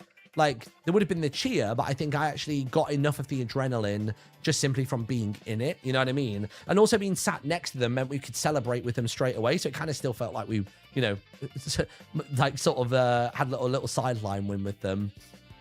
You'd have to worry about getting the crown home. Yup. In fact, I saw Pierre in the hotel lobby, and Pierre said that this bag was the exact right size for slipping the crown into. It's the only thing he could put in it. But, yeah, he said literally that bag, he just slipped the crown into it. Perfect fit. And I was like, well, it was meant to be. It was meant to be. We got those bags. So, yeah, so that was that. That was the end of Sunday. And then what other pictures do I have from Sunday? Oh, this is cool. I actually don't have a comparison picture yet, but I have this picture of me holding up the sign, and I took a similar one last year, and I would love to compare the two just to sort of see the weight loss difference between the two of them. So yeah, so that's pretty cool. And then we went for food that evening. We kept it pretty chill. And then the next day was the football charity match. So I'd probably just pull it up on Twitter, actually. I'm pretty sure it's just on there, right? So if you weren't aware, we had something called the Creator Cup. It was run by Cam, and basically the Creator Cup was a charity football match, which was for... hold on, let me find all the info.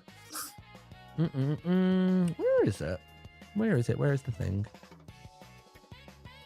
I mean, maybe if I just go onto my own page, actually. I'll go onto my own profile and then go to the media tab. I'll find the picture.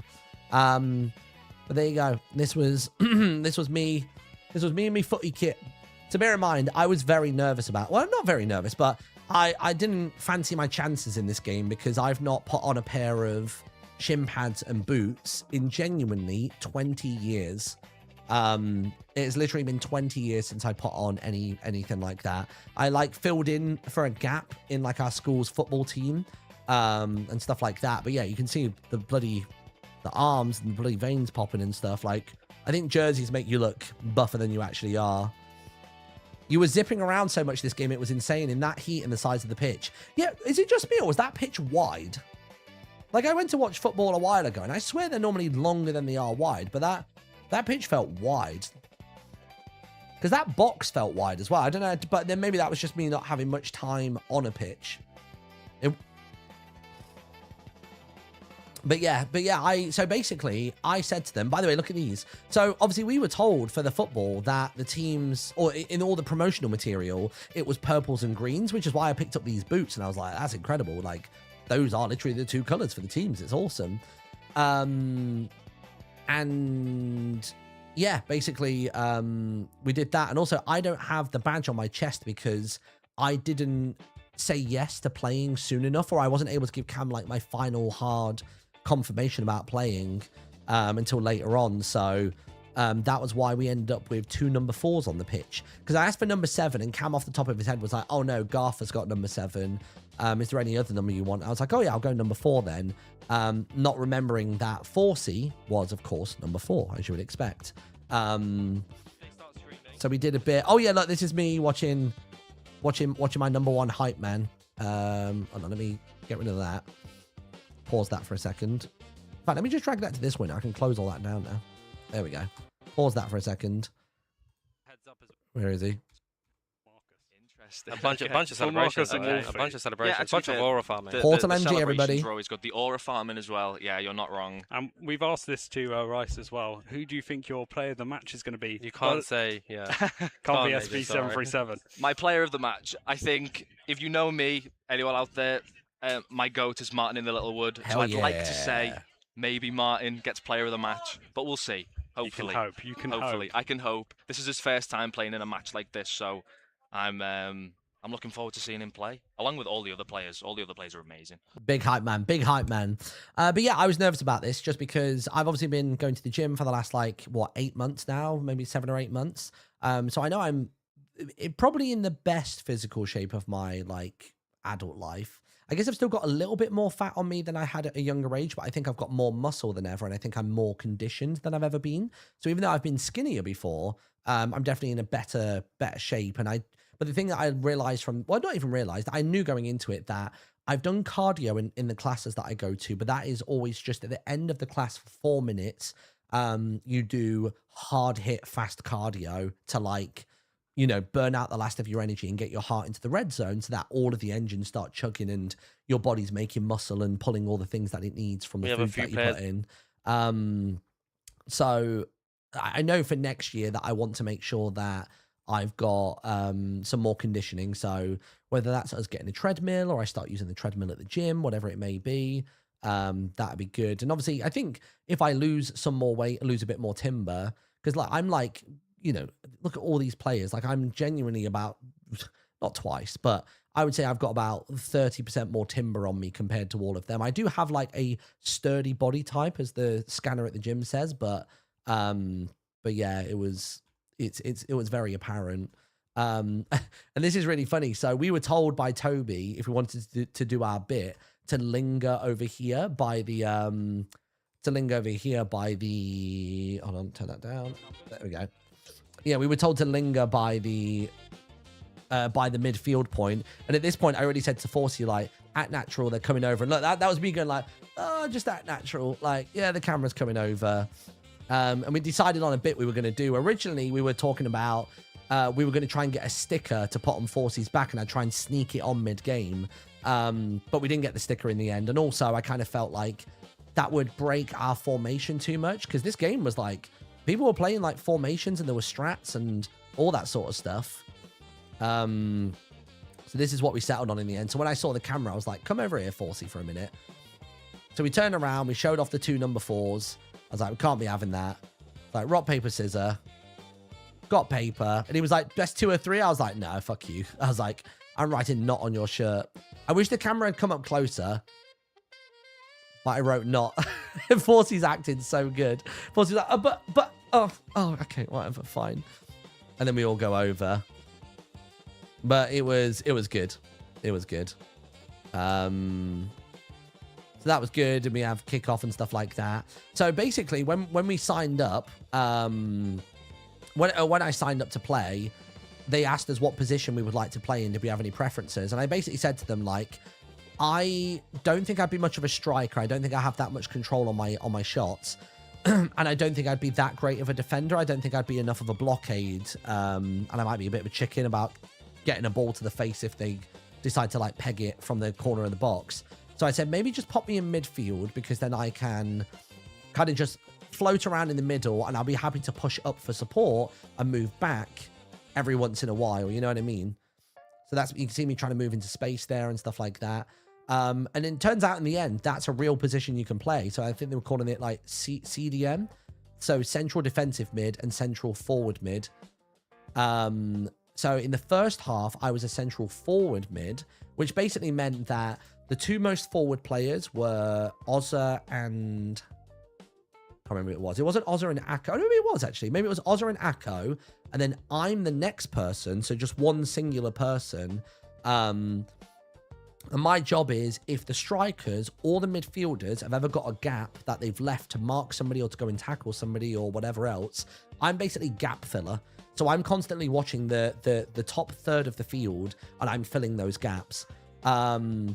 And that's, I think, the whole reason why I was in a lot of like the positions to have the potential to score a goal, is because I was playing that position basically. So I'll just fast forward a bit, and I can't remember what time the goal was. But I was quite chuffed. I don't get me wrong, the first half of the match I was like really struggling. I was really struggling with breathing and generally being around. But weirdly, in the second half of the game, I then kind of acclimatized to it. So it meant in the second half of the game, my pacing was better, which was good, because in the second half of the game, they moved me to the same position, so that central one, but they swapped me backwards. So instead of supporting forward and midfield, I was supporting midfield and defense. To try and be a bit of a wall. Oh, here it is. So this angle's not the best angle. So Wolfie kicks it away. I'm there. By the way, Bendo, he's a good defender. Bendo is somebody that I had a lot of banter with during the game. I'd never met him before prior to that. I had a good laugh with him. He was a good lad. I really, really liked sort of getting to know him. But look, Akko just sort of blasts past him. You got Mini coming in as well, and he's just sort of like dribbling through 3. Jumps over Cam. I'm just making sure I'm in position for a pass because I was open to shoot if potential, but Akko goes for the shot. It dings off the goalpost.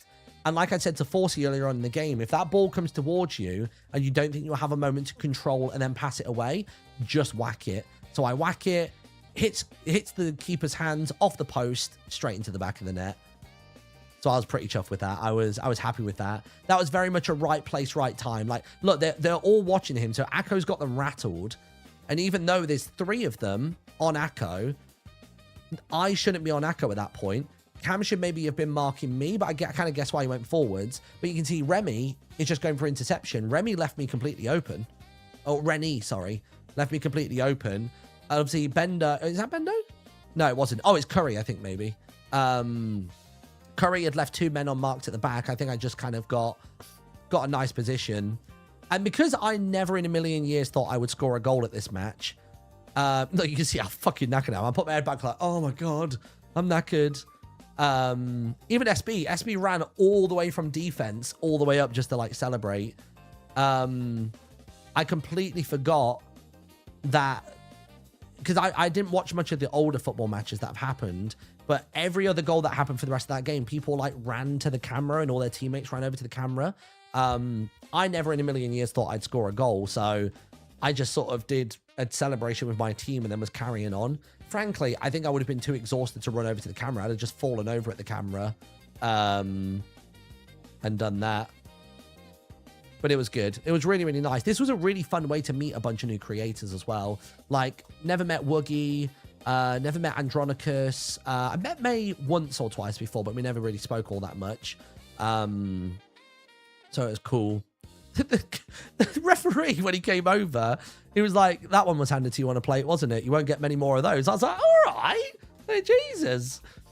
I don't know if you can see my reaction when he sort of says it to me. Let me see if you can see my face. I wonder if my face was any kind of way. Okay, I think it was a bit rude. I'll be real with you. It was a bit rude, but I played it off and I was like, whatever, I got a fucking goal. Like, I'm happy with that. I'm chuffed. But yeah, so basically I was really happy with my performance. I felt like I was putting a lot of pressure on the right people. Vitali, well, I don't think his name's Vitali. It's something like that. I'll call him Vita. But Vita kept being on that far left wing. And look, the moment that ball moved over to there, I'm putting pressure on. It goes through to mid. I'm up there ready to like run with Lukey somewhat. But I anticipated he was going to get tackled because he had 2 men on him coming back. I think I had a lot of good situational awareness, which I was quite chuffed with. Any time that ball moves out to the wing, I'm there ready to intercept either the player or the ball. Like I felt like I was good at like, again, what my job was to do was to fill gaps. And I felt like I was gap filling really well.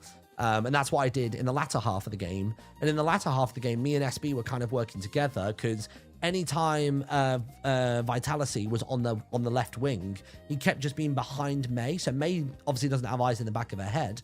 So I would just come to May like, oh, behind you. And she would clock it. And she was like, thank you for doing that. That was great.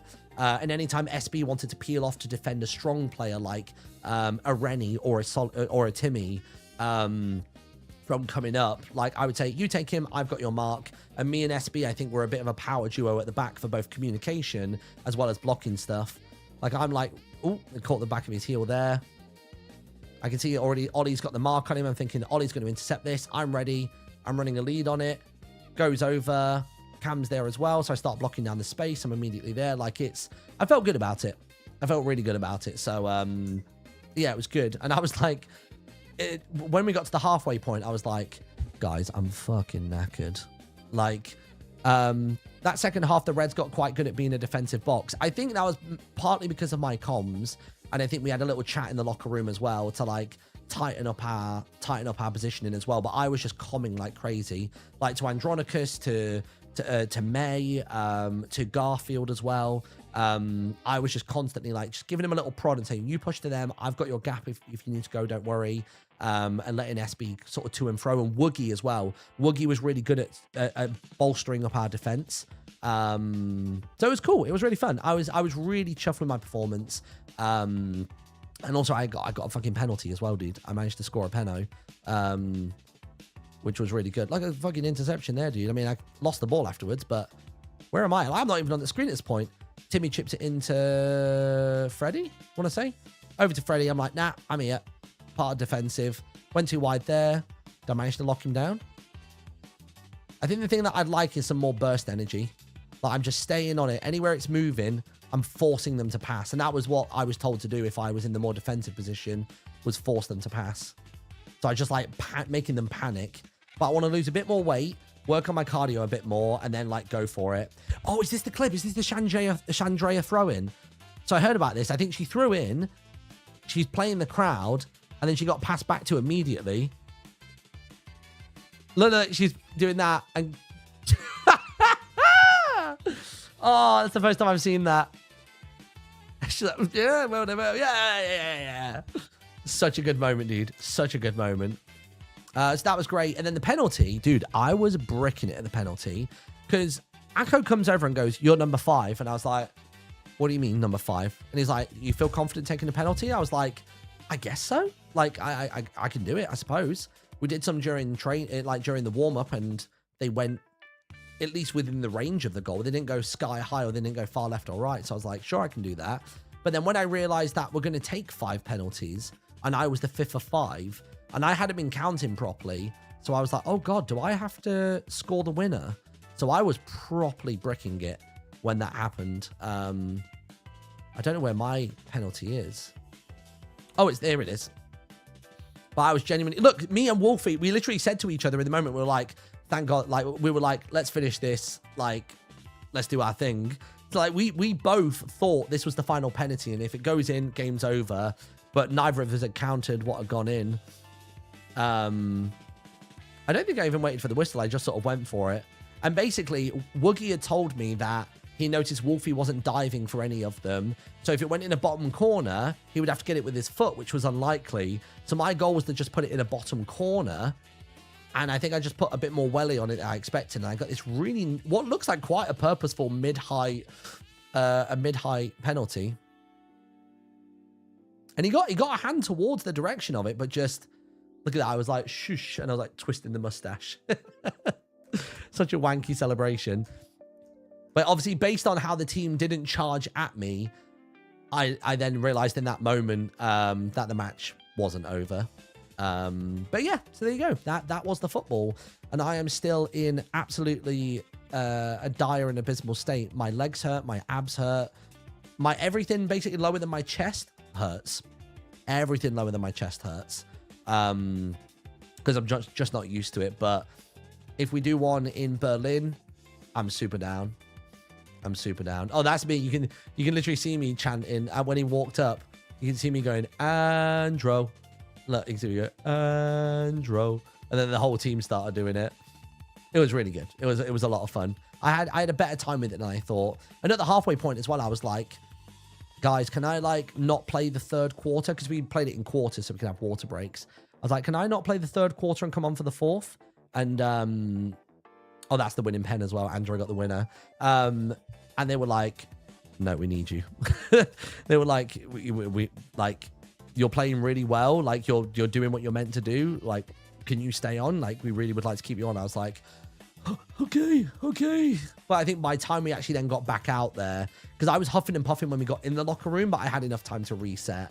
And that was that. So, yeah. So there you go. Very, very good. We played football. We won. Everything was good. There was some confusion, by the way. I'll clear up one more thing. Was people were confused about the goalkeeper thing and why Callum then got a free penalty, basically. So there was supposed to be a bit, for clip farming and stuff, where both goalies were going to run to the center, fist bump, and then try and get back to the goal before somebody scored. And not everybody had been communicated that. So that's why when both keepers started running out of their goal, and it was white team that was starting with the ball, that's why Fulham saw the keeper off the line, and as you would do, because it makes the most sense, he basically just tried to sky it into the goal behind him, and then that's what made the bit really awkward and fell apart. But I think they were hoping we would have penalties at the end, which is why we thought, oh, well, we'll have that silly penalty. And also Callum had the bit where he wanted to show off the 5 wins medal and stuff like that. So he kind of needed a goal regardless, but I know to the audience that would have been super confusing. I think probably the commentators probably would have had no clue what was going on either. But just for anybody who was curious about what the hell was going on there, that was that, which is pretty good. So there you go. Were you able to see without your glasses? Yes. So I can see okay without my glasses. Long distance, not so much, but short range, decent enough. Like decent to mid is all right. And even at long distance, I can see what's there. I just can't read smaller text and stuff like that. But what really helped me was not wearing my glasses at all that day until post-match. Because if I put my glasses on when I wake up first thing and take them off, then I'll be like a lot more blind than I would normally be. But instead, I kept them off all morning and then put them on after we played the game. So I was fine. I did see that Bendo had like a thing to tighten them onto his head. So it just holds onto the brackets and like tightens onto the head and stuff. So that was that. Can you not wear contacts? I've never tried. Like glasses is a new thing to me. I've only had glasses for about a year and a bit. So I could try contacts, but it didn't feel necessary, honestly. I think I was all right. But yeah, so there you go. That was my TwitchCon. Aside from that, not much else to tell you. I played Mino the Hollower a bunch on the trip. So every evening when I got in, I was either too drunk or too overstimulated to fall asleep. So I played Mino the Hollower on the Switch, which I had to hotspot my phone, hotspot the Switch to my phone in order to download it. And I thought today, if I had enough time at the end of the stream, I would actually, I thought I would actually go through that. But yeah, I think the football match would be fun to watch in more detail. What I've not watched actually is I've not watched my goal in the chat reaction. Let's do that real quick. Where is it? At least we can do bigger skips now. 1-0, 1-0. By the way, mega impressed by Ollie, High Key Ollie. High Key Ollie was really, really good in that match, like super good. And then I saw his TikTok when I got opened up my phone yesterday that he's actually in properly training. So he has youth and, you know, everything else on his side. But he smashed it. He was just everywhere. Happy to do these fast burst runs. Had a little bit of techers on it as well. It was great. Well, that could have been a goal there. I just wanted to see what the chat looked like when I scored, because Cam kept texting me saying you should watch it to see chat's reaction. They were well chuffed. So the chat's not moving now, but maybe that's because nothing mad is going on. Ball goes in. There's the goal. Does chat suddenly burst? Oh, it does. It suddenly explodes. That's fun. Oh, Percival's in there. Oh, Ollie's in there as well. Yeah, Ollie. Marty. Big man. My goat. That's funny. That was the thing as well.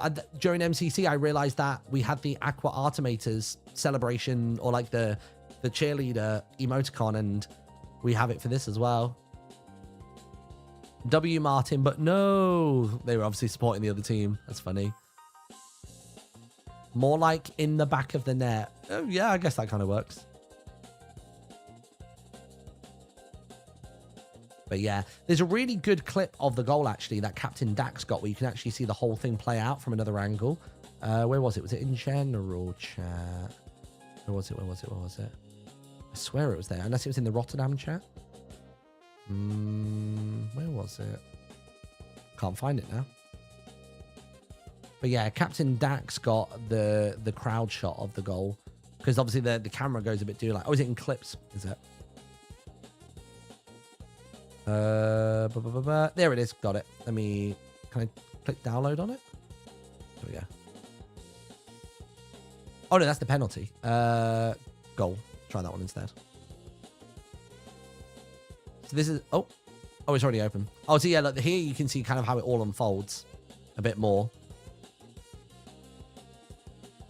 It was just the moment the ball came to me, I was like, it's shoot or miss. You know what I mean? Like it was shoot or shit.